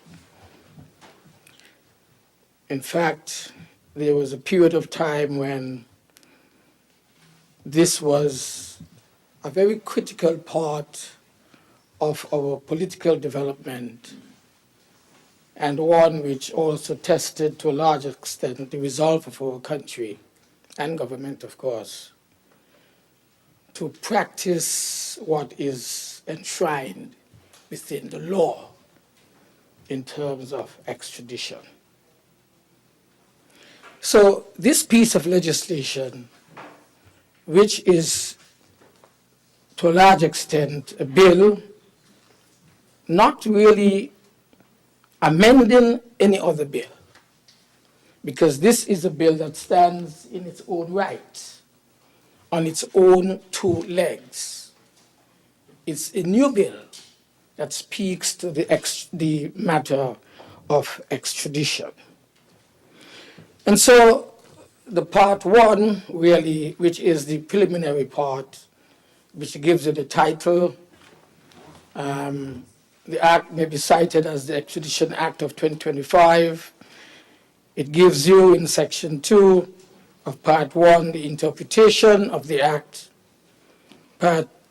Section 3 speaks to the application of the act. And it says here, for the purposes of this act, a person convicted of an offense in his absence shall be treated as a person accused of that offense. B, an act or omission which constitutes an offense only against military law, but not against the ordinary law of the land, shall not be treated as an offense. And 3, C, I should say, of subsection 3 speaks of every colony, dependency, and constituent part of a country, and every vessel and every aircraft of or registered in that country shall be deemed to be within the jurisdiction of and to be part of such country. Part 2 speaks to the return of offenders to CARICOM countries. And Part 3 also speaks of the return of offenders to Commonwealth countries. And it outlines, of course, the designation of Commonwealth country. It outlines in section 9 of part 3 the extradition offenses in respect of designated Commonwealth countries. And of course, in part 4, it speaks of existing extradition treaties or arrangements. And part 5, it speaks to the return of offenders to other foreign countries. Part 5, maybe this is part 6, speaks of provisions applicable to return of offenders to all countries. And it gives you here in this part 6, it says here that section 15, powers of the minister with respect to return of offenders. And it outlines the power that the minister has with regard to persons who are to be extradited from St. Kitts and Nevis to a third foreign country. And section 16 of that part speaks to the authority to proceed. Section 17 speaks to general restrictions on return, and Section 18 speaks to delay of return. Section 19 speaks to arrest for the purpose of committal. In other words, it gives you a comprehensive outline of how the process must be pursued in considering request of our country to another country to extradite someone from that second country to St. Kitts and Nevis, and likewise the extradition from St. Kitts and Nevis of a person who is here but needed by another country. And it goes into that kind of details. It speaks in Section 19 of the arrest for purposes of committal. In other words, the state in which the person who is requested by the requesting state, that person, the provisions are made by law for such a person to be arrested in preparation for committal. It says here, a warrant for the arrest of a person accused of an extraditable offense or alleged to be unlawfully at large after conviction of such an offense may be issued by a magistrate. A, on the receipt of an authority to proceed, most likely the authority being that of the requesting state, and B, without such authority, upon information that the said person is or is believed to be in or in his way to St. Christopher and Nevis. So the person doesn't have to be here, but the authority can act upon the fact that the person having been informed, the authorities having been informed that that person is on his way to St. Kitts and Nevis, and thus falls into the instructions, the law, as outlined in Section 19 of Part 6 of this piece of legislation. I'm taking this time because I think we need to understand that this is a comprehensive piece of legislation, as movers have said, and the supporters of FAR, seconder, would have said that it is ensuring that St. Kitts and Nevis is kept in line with what is expected of it as a modern state, and at the same time being part of the international community is in fact pursuing what is its obligation as an independent country within the full-blown global community that we are part of. And then Section 21 of Part 6 speaks of the duty of the court of committal to inform person committed of his rights. So even though the person is a different country, of course the court in whatever country he is being held for the necessary committal, that country must make sure that the court informs the person of what his rights are. It says here, where a person is committed to custody, the court shall inform him that he will not be returned until after the expiration of 15 days from the date of its order of committal, and that he may appeal that decision to the High Court. That is very, very important. In other words, even though the person is being held for extradition, goes through the period of trial, the person has the right still to appeal as is given in ordinary circumstances. It speaks in Section 22 of the custody of the person, and 23 speaks to appeal from order committing to custody.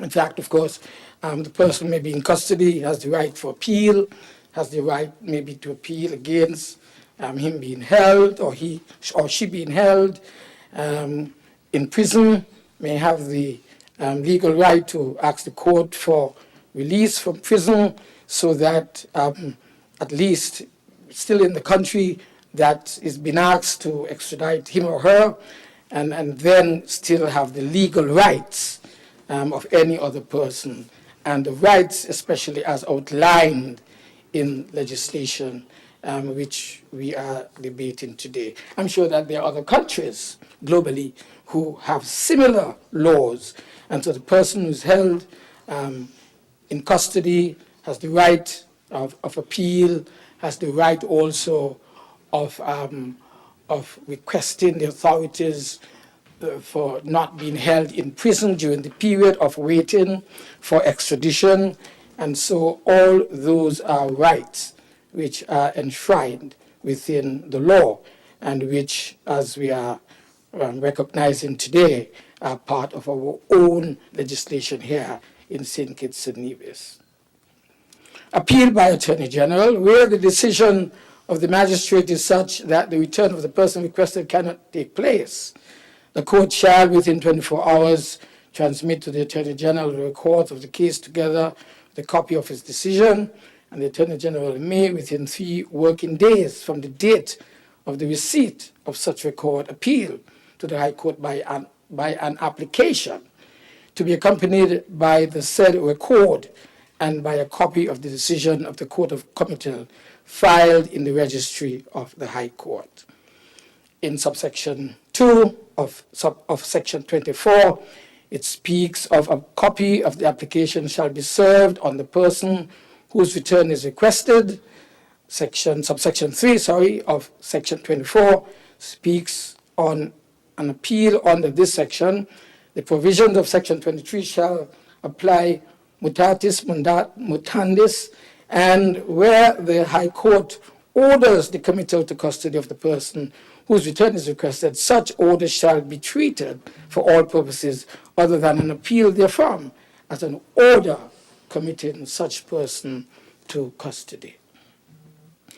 And so usually then before one is extradited while you're going to the legal proceedings, etc., eventually if the proceedings would have come to an end in terms of the rights of the person being totally exercised and would have been exhausted, then again the court has the power of holding that person again before doing what is absolutely necessary.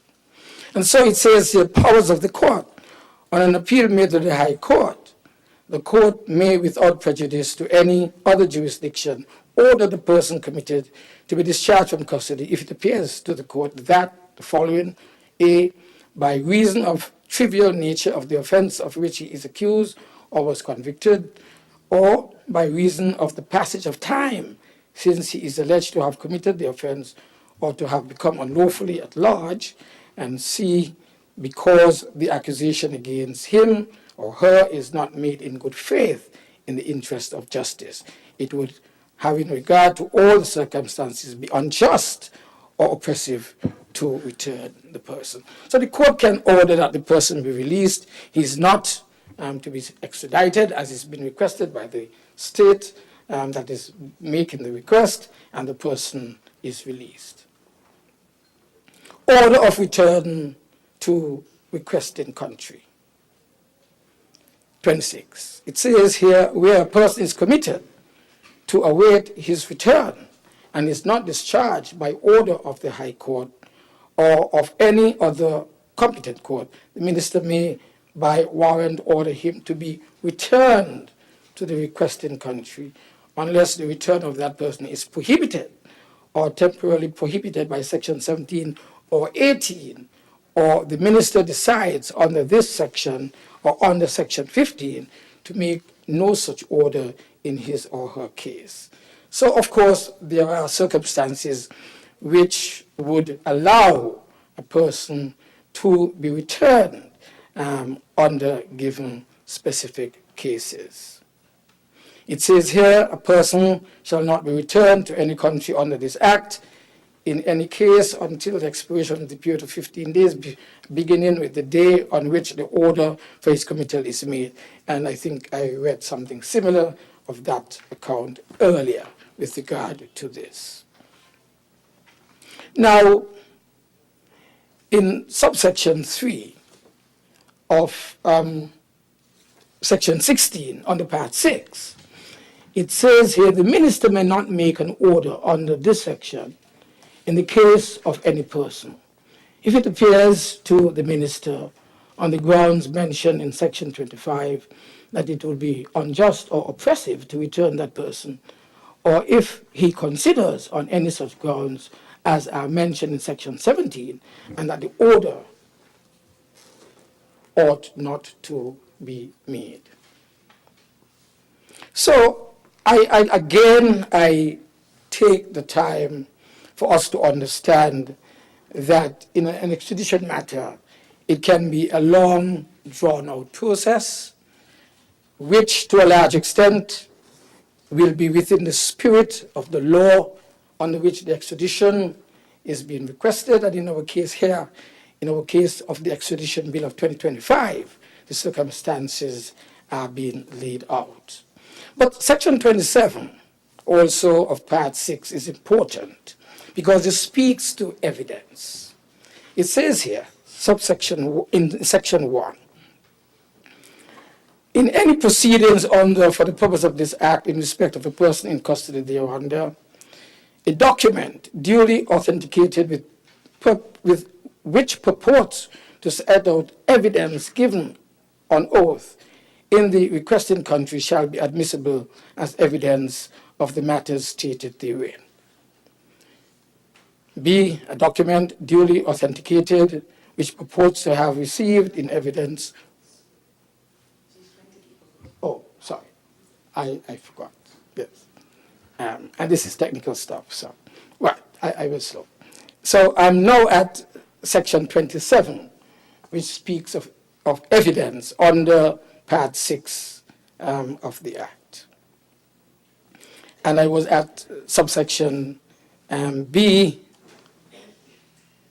1B, which speaks of evidence. And it says, a document duly authenticated, which purports to have been received in evidence or to be a copy of a document so received in any proceeding in any such country, shall be admissible as evidence. And subsection 1C of Section 27, it says a document duly authenticated which certifies that a person was convicted on a date specified in the document of an offense against the law of or part of any such country shall be admissible as evidence of the fact and date of the conviction. And it goes on, Madam Speaker, to outline matters pertaining to evidence. And again, I make reference because this is not a matter that you just simply get up and pull somebody out and he's extradited. There has to be proper evidence. There has to be evidence with credibility. You have to have proven evidence to some extent. And you have to make sure that all corners of the law are met if a person is to be extradited. It speaks here of, in Section 28 of Part 6, handing over of property. And it outlines in this particular section that through the Commission of Police, the minister responsible may seize and hand over to the requesting country any property which may be required as evidence in that country, etc. Again, it's not only the person, but if there's evidential material that will support the case of the requesting state for extradition, then that also is handed over, is held and handed over to the authorities involving, of course, the police. It says in Section 29 discharge in case of delay in returning. It says, Section 29, subsection 1, if any person committed to await his return is in custody in St. Christopher Nevis under this Act, as the expiration of the following period, that is to say, and it outlines the specific cases. In any case, it says, the period of 2 months beginning with the first day on which, having regard to Section 26, he could have been returned. And subsection 1b, where a warrant for his return has been issued under Section 26, the period of 1 month beginning with the day on which that warrant was issued. He may apply to the High Court from the judgment of the Magistrates' Court for his defense. So it goes to the higher court. If at the ordinary Magistrate Court that request is lost, that defiance of the request is lost, then of course the higher court is appealed to accordingly.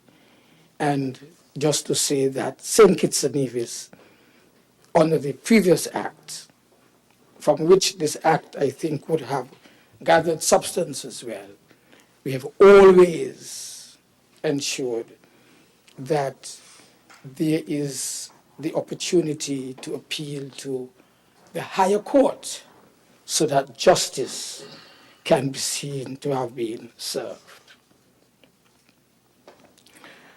Madam Speaker,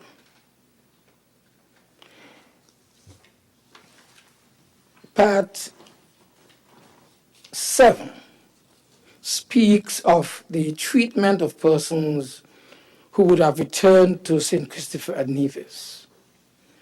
And Part 8 speaks in a miscellaneous way of a number of things.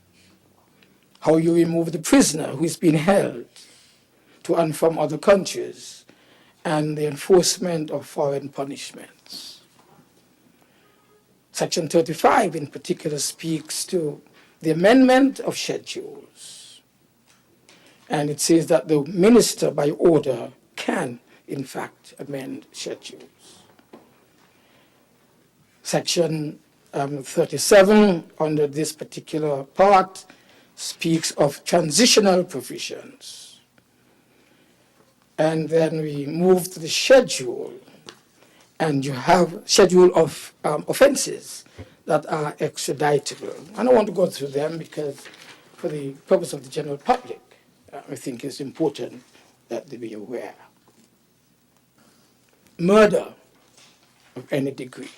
So if you've been accused of murder in a state and you are requested because you have left that state where you committed the murder, maybe, and in a state which is St. Kitts and Nevis, those authorities of the country where the murder is alleged to have been committed, that is an offense that will trigger extradition proceedings on the part of the requesting state if the extradition is being contemplated.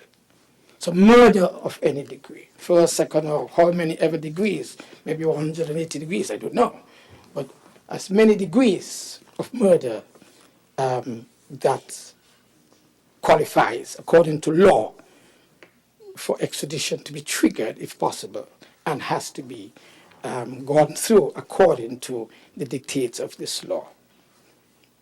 Manslaughter or culpable homicide, an offense against the law relating to abortion, maliciously or willfully wounding or inflicting grievous bodily harm, illicit trafficking in drugs, illicit trafficking in firearms, assault occasioning actual bodily harm, rape, unlawful sexual intercourse with a female, indecent assault.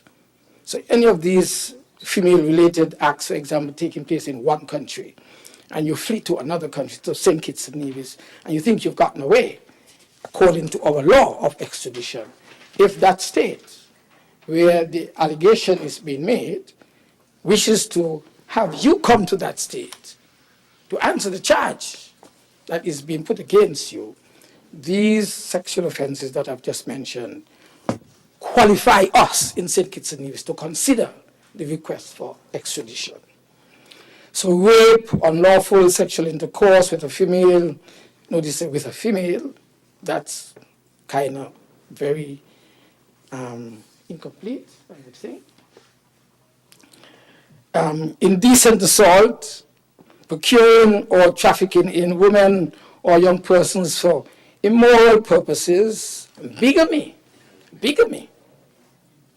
kidnapping, abduction, or false imprisonment, or dealing in slaves, human trafficking, stealing, abandoning, exposing, or unlawfully detaining a child, bribery, perjury, or subordination of perjury, or conspiring to defeat the course of justice, arson, or fire-raising, an offense concerning counterfeit currency, an offense against the law relating to forgery, stealing, embezzlement, fraudulent conversion, fraudulent false accounting, obtaining property or credit by false pretenses, receiving stolen property, or any other offense in respect of property involving fraud.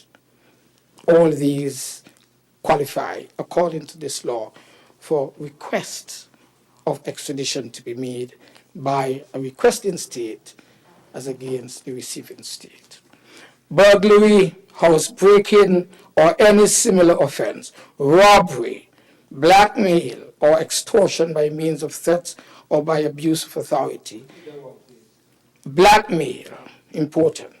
Blackmail or extortion by means of threats or by abuse of authority.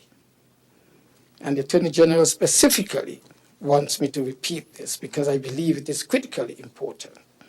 An offense against bankruptcy law or company law, malicious or willful damage to property, acts done with the intention of endangering vehicles, vessels, or aircraft, an offense against the law relating to dangerous drugs or narcotics, piracy, an offense against the law relating to dangerous drugs or narcotics. A lot of what we would have had before was related specifically to the involvement of drugs or narcotics.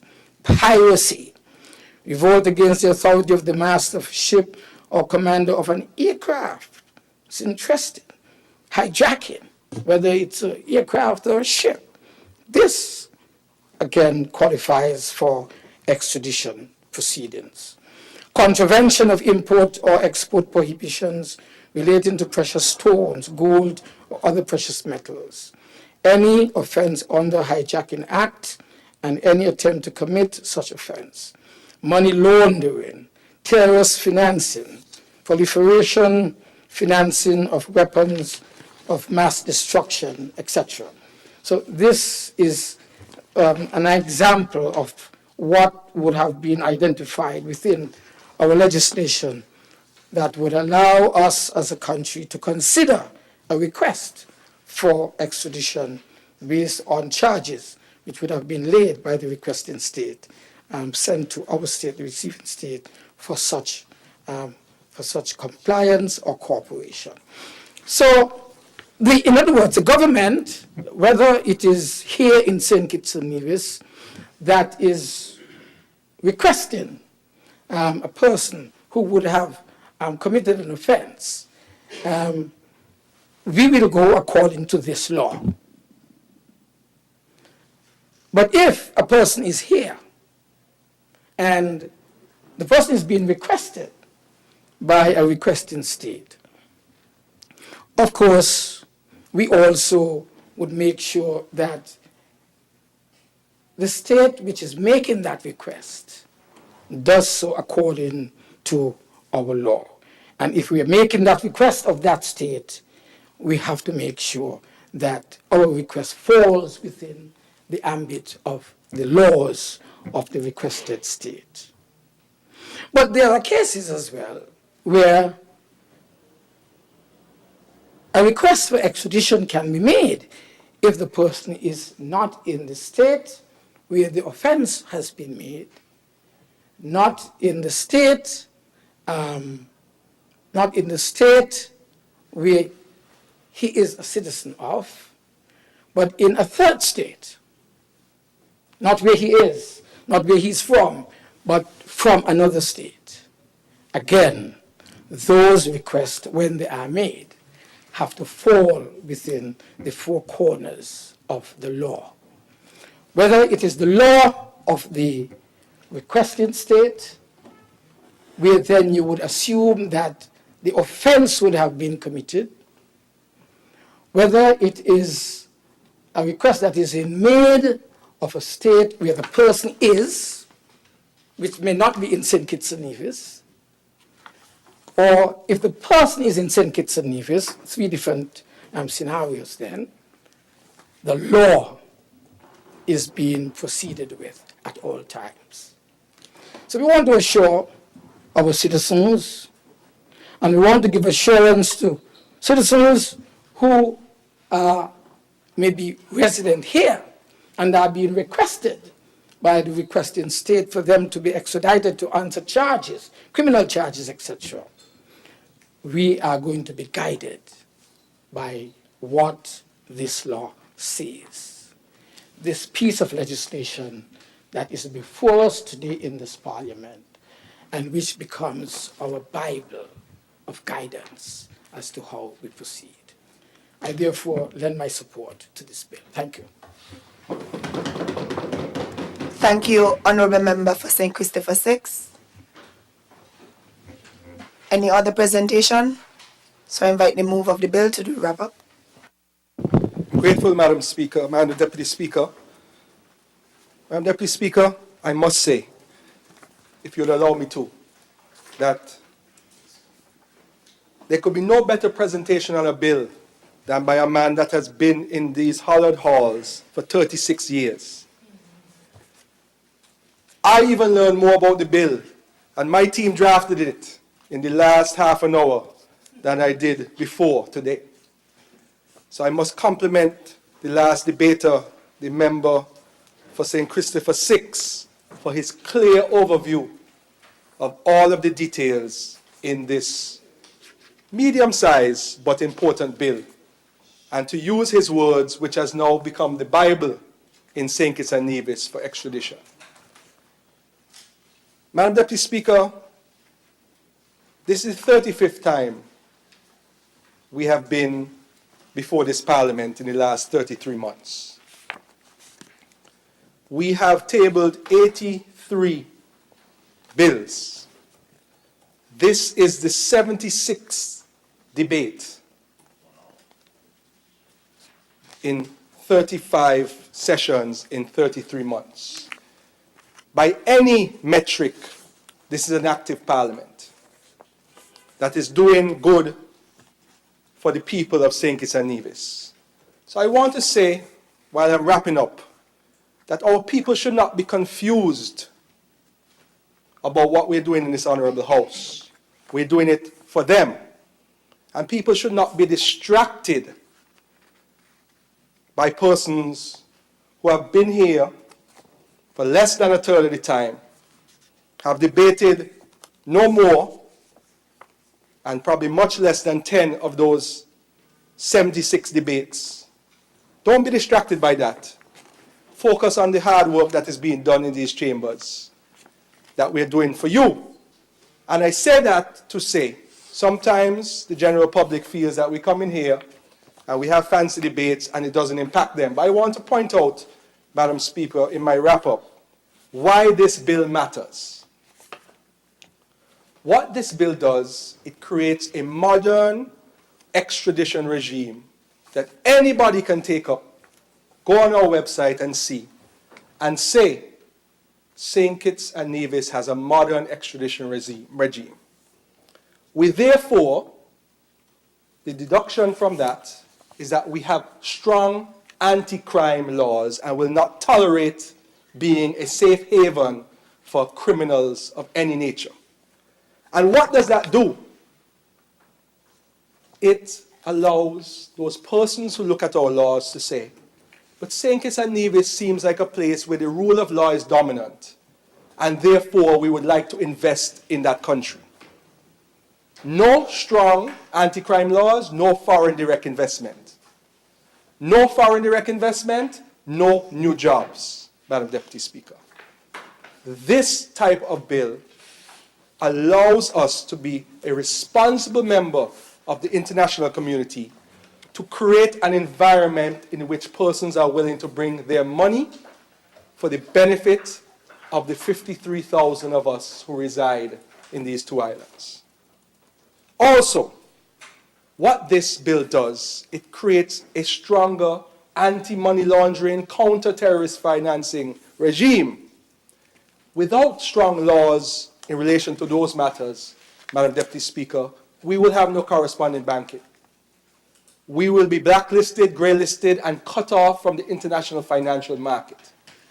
If we're cut off from the international financial market, you cannot receive money through normal banking from your friends and family and other financial supporters throughout the world. And also, no one will do business or bring their foreign investment into our country. I say that because the laws that we pass today, and it's no coincidence, Madam Deputy Speaker, that all four of the bills debated today overlap somewhat. Because we've decided when we schedule Parliament that we don't want to be over here and over there and over there and over there to confuse our people. We want to bring clusters of bills that are similar in nature so that we don't take the minds of persons all over the place. We have a central focus today. Anti-money laundering, counter-terrorist financing, ensuring that money in St. Kitts and Nevis isn't used for the financing of weapons of mass destruction. It doesn't get into the hands of terrorists, that it can be seized through the Proceeds of Crime Act, and that if there are actors who wish to hide in St. Kitts or Nevis, there is a strong extradition regime by which they could be brought to justice anywhere in the world. So I wanted to wrap up by saying this bill makes sense. It is our new Bible for extradition, and it has been 150 years in the making. Because the bill that is being repealed and it's being replaced today references extradition acts from the UK from 1870 and 1873. We now have our own rules. We are not controlled or guided by persons sitting in Parliament in London.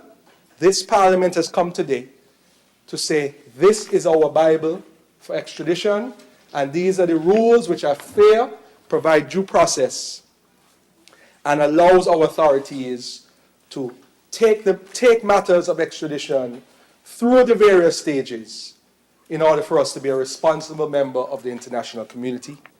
And I therefore implore all the members of this House to support this bill and to establish today in this honourable House a new Bible for extradition. May it please you, Madam Deputy Speaker. Thank you, Honourable Attorney General. The question is that the bill entitled Extradition Bill 2025 be read a second time. Those in favour? Aye. Those against? The ayes have it. A bill to make provision for the extradition to and from other countries of persons accused or convicted offences, and for related matters, otherwise known as the Extradition Bill 2025. The bill entitled Extradition Bill 2025 has been read a second time. House moves to committee stage.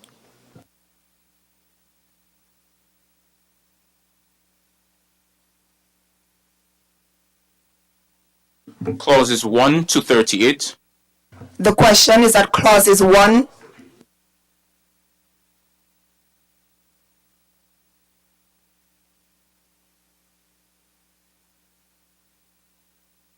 wish to amend one of the items in the schedule, Madam Chair.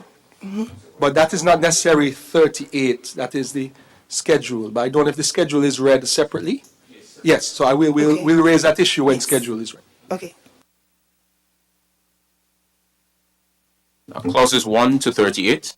The question is that clauses 1 to 38 stand part of the bill. Those in favor? Those against? The ayes have it. The first schedule. The question is that the first... Yes. Sorry, Madam Chair. We wish to propose an amendment of number 9 in the extraditable offences list in this first schedule. The first schedule should actually read first schedule, so that is the first amendment. It should be first schedule. And the second amendment is to section 9, which says unlawful sexual intercourse with a female. It should be unlawful sexual intercourse only.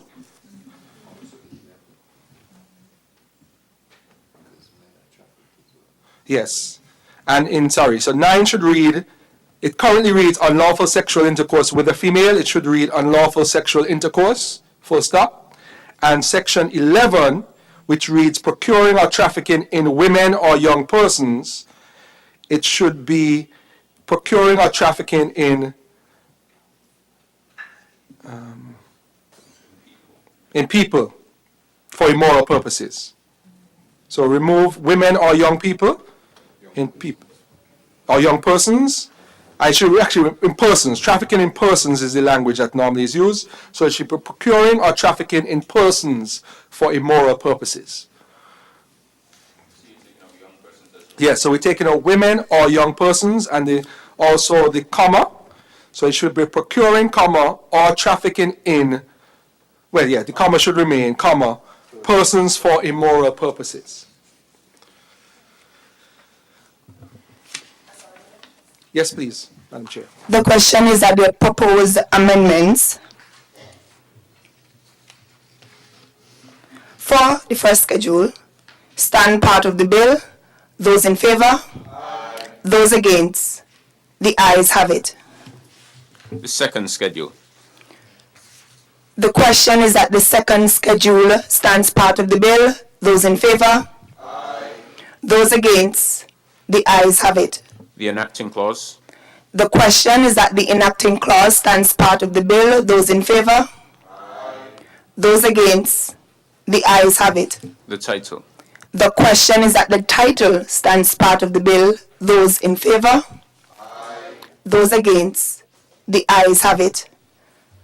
House resumes.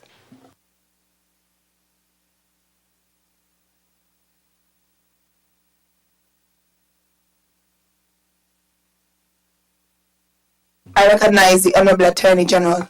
Madam Deputy Speaker, I rise to report that the bill shortly titled the Extradition Bill 2025 has passed through committee stage with amendments. And I now move that it be read a third time and passed into law. I recognize the Honorable Member for St. Christopher 4. Madam Speaker, I rise to second that motion. Thank you.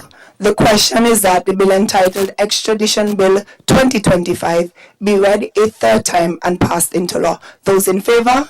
Aye. Those in favor? Aye. Those against? The ayes have it. A bill to make provision for the extradition to and from other countries of persons accused or convicted of offences and for related matters, otherwise known as the Extradition Bill 2025. The bill entitled Extradition Bill 2025 has been read third time and passed into law.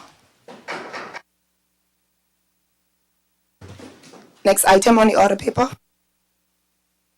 Motions, resolutions, adjournment.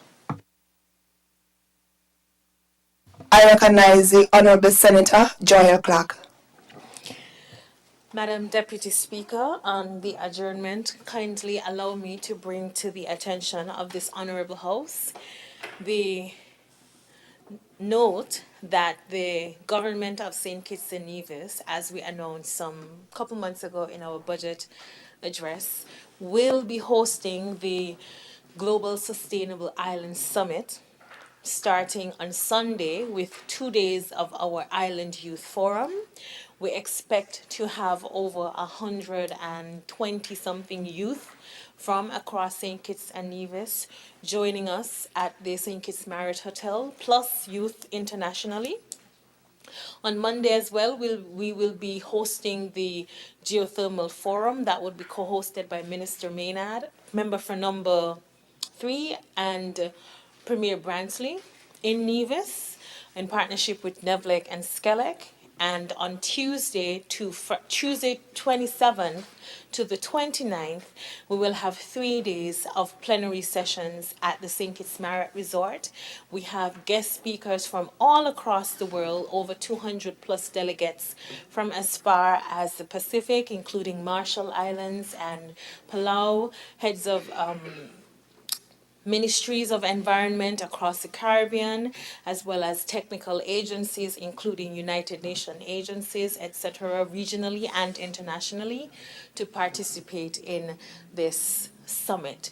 Importantly, on Tuesday evening, we will be launching our Sustainable Island State Agenda to the world, and we will be having our Sustainability Spotlight and Media launch, and we welcome NGOs, heads of organizations, institutions, financial and otherwise, have all been invited to participate in all of these activities. It's going to be a great, most productive session for St. Kitts and Nevis, an opportunity for us to deliberate and speak, really dialogue with the rest of the world and island nations about the challenges and opportunities in sustainability.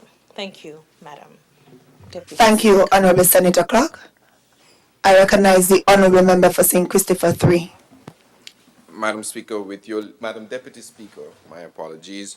With your leave, I rise on the occasion of the adjournment to firstly congratulate the Ministry of Sustainable Development here in the Federation of St. Kitts and Nevis for this extraordinary conference, Sustainability Summit, that is taking place right here in the beautiful Twin Island Federation of St. Kitts and Nevis.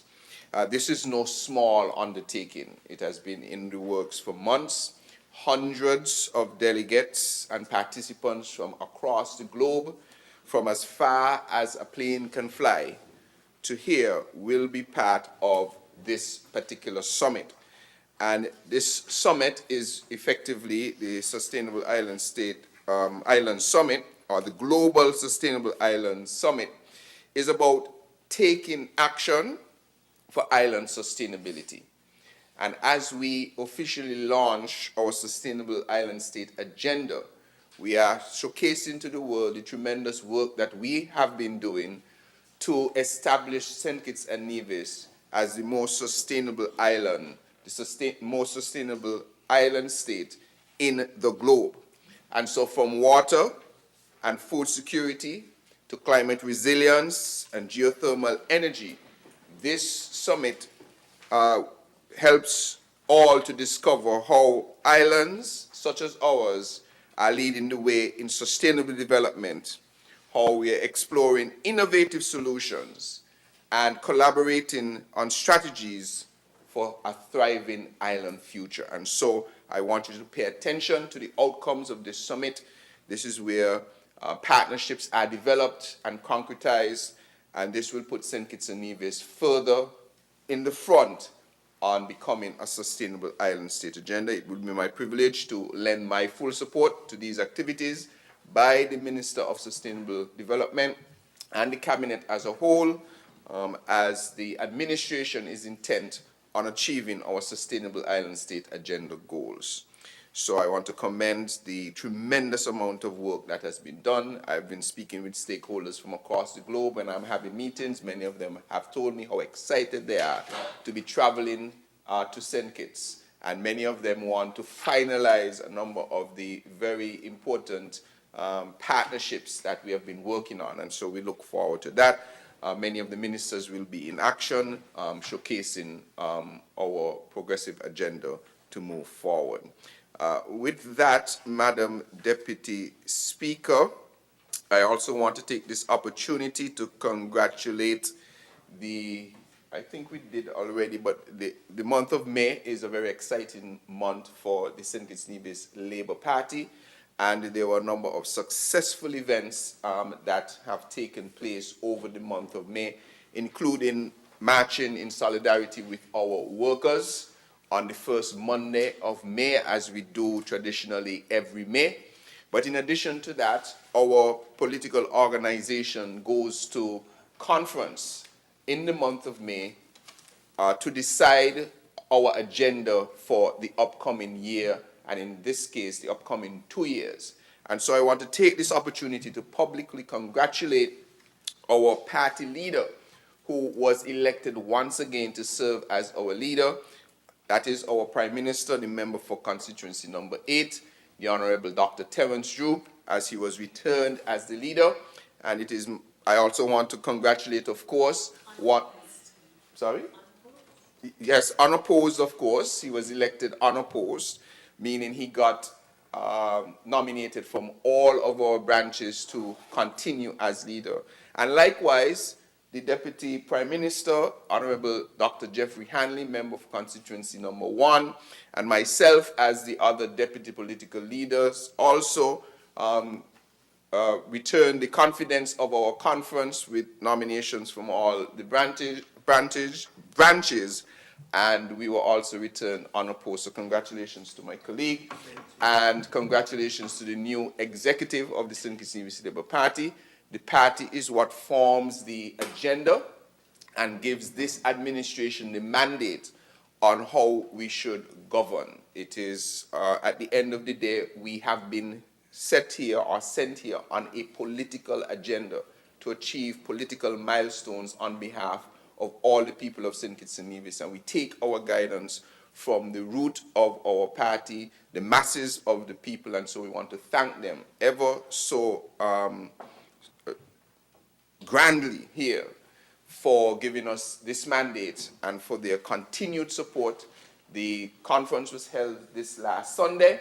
It went very, very well. I have gotten a lot of reviews about it. And if the Prime Minister was here, a message that people are telling me to give the Prime Minister is maybe he should start getting ready to call in school? That's what they're telling me, but that's up to the Prime Minister, and that's within his remit. So I want to congratulate the St. Kitts Nevis Labour Party movement for continuing on this 93-year-old mission to do the good that we can do. With that, Madam Deputy Speaker, I want to move a motion that this House stands adjourned, signed, dying. Seconder, I recognize the Honourable Member for St. Christopher 1. Madam Deputy Speaker, I second the motion. Thank you. The question is that this Honourable House stands adjourned, sign and die. Those in favour? Aye. Those against? This Honourable House stands adjourned.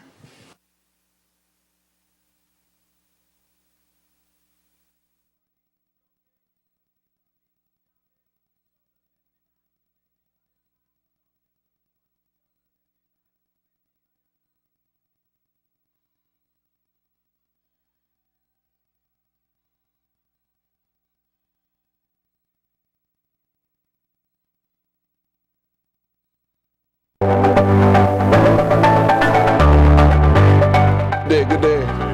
Hi. From okay.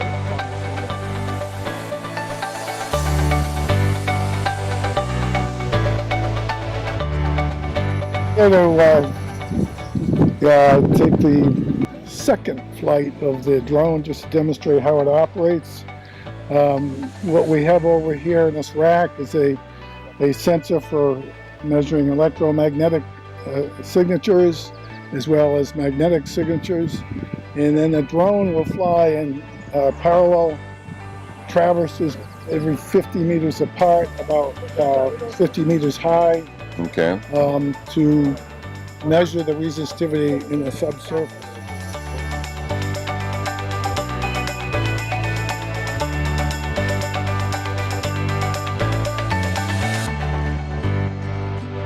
This is actually an anomaly over the past maybe decade or so, where we are having this much rain at any one time. But beyond that, even when we do have that significant amount of rain, most of our rainwater does not run off, so we can't capture it like that. Most of it goes into the ground, into these aquifers, and that's the importance of today, where we're going to be sending up this piece of equipment to help identify where those aquifers are. So I want to thank the team, because this is well needed. We have spoken about it for some time.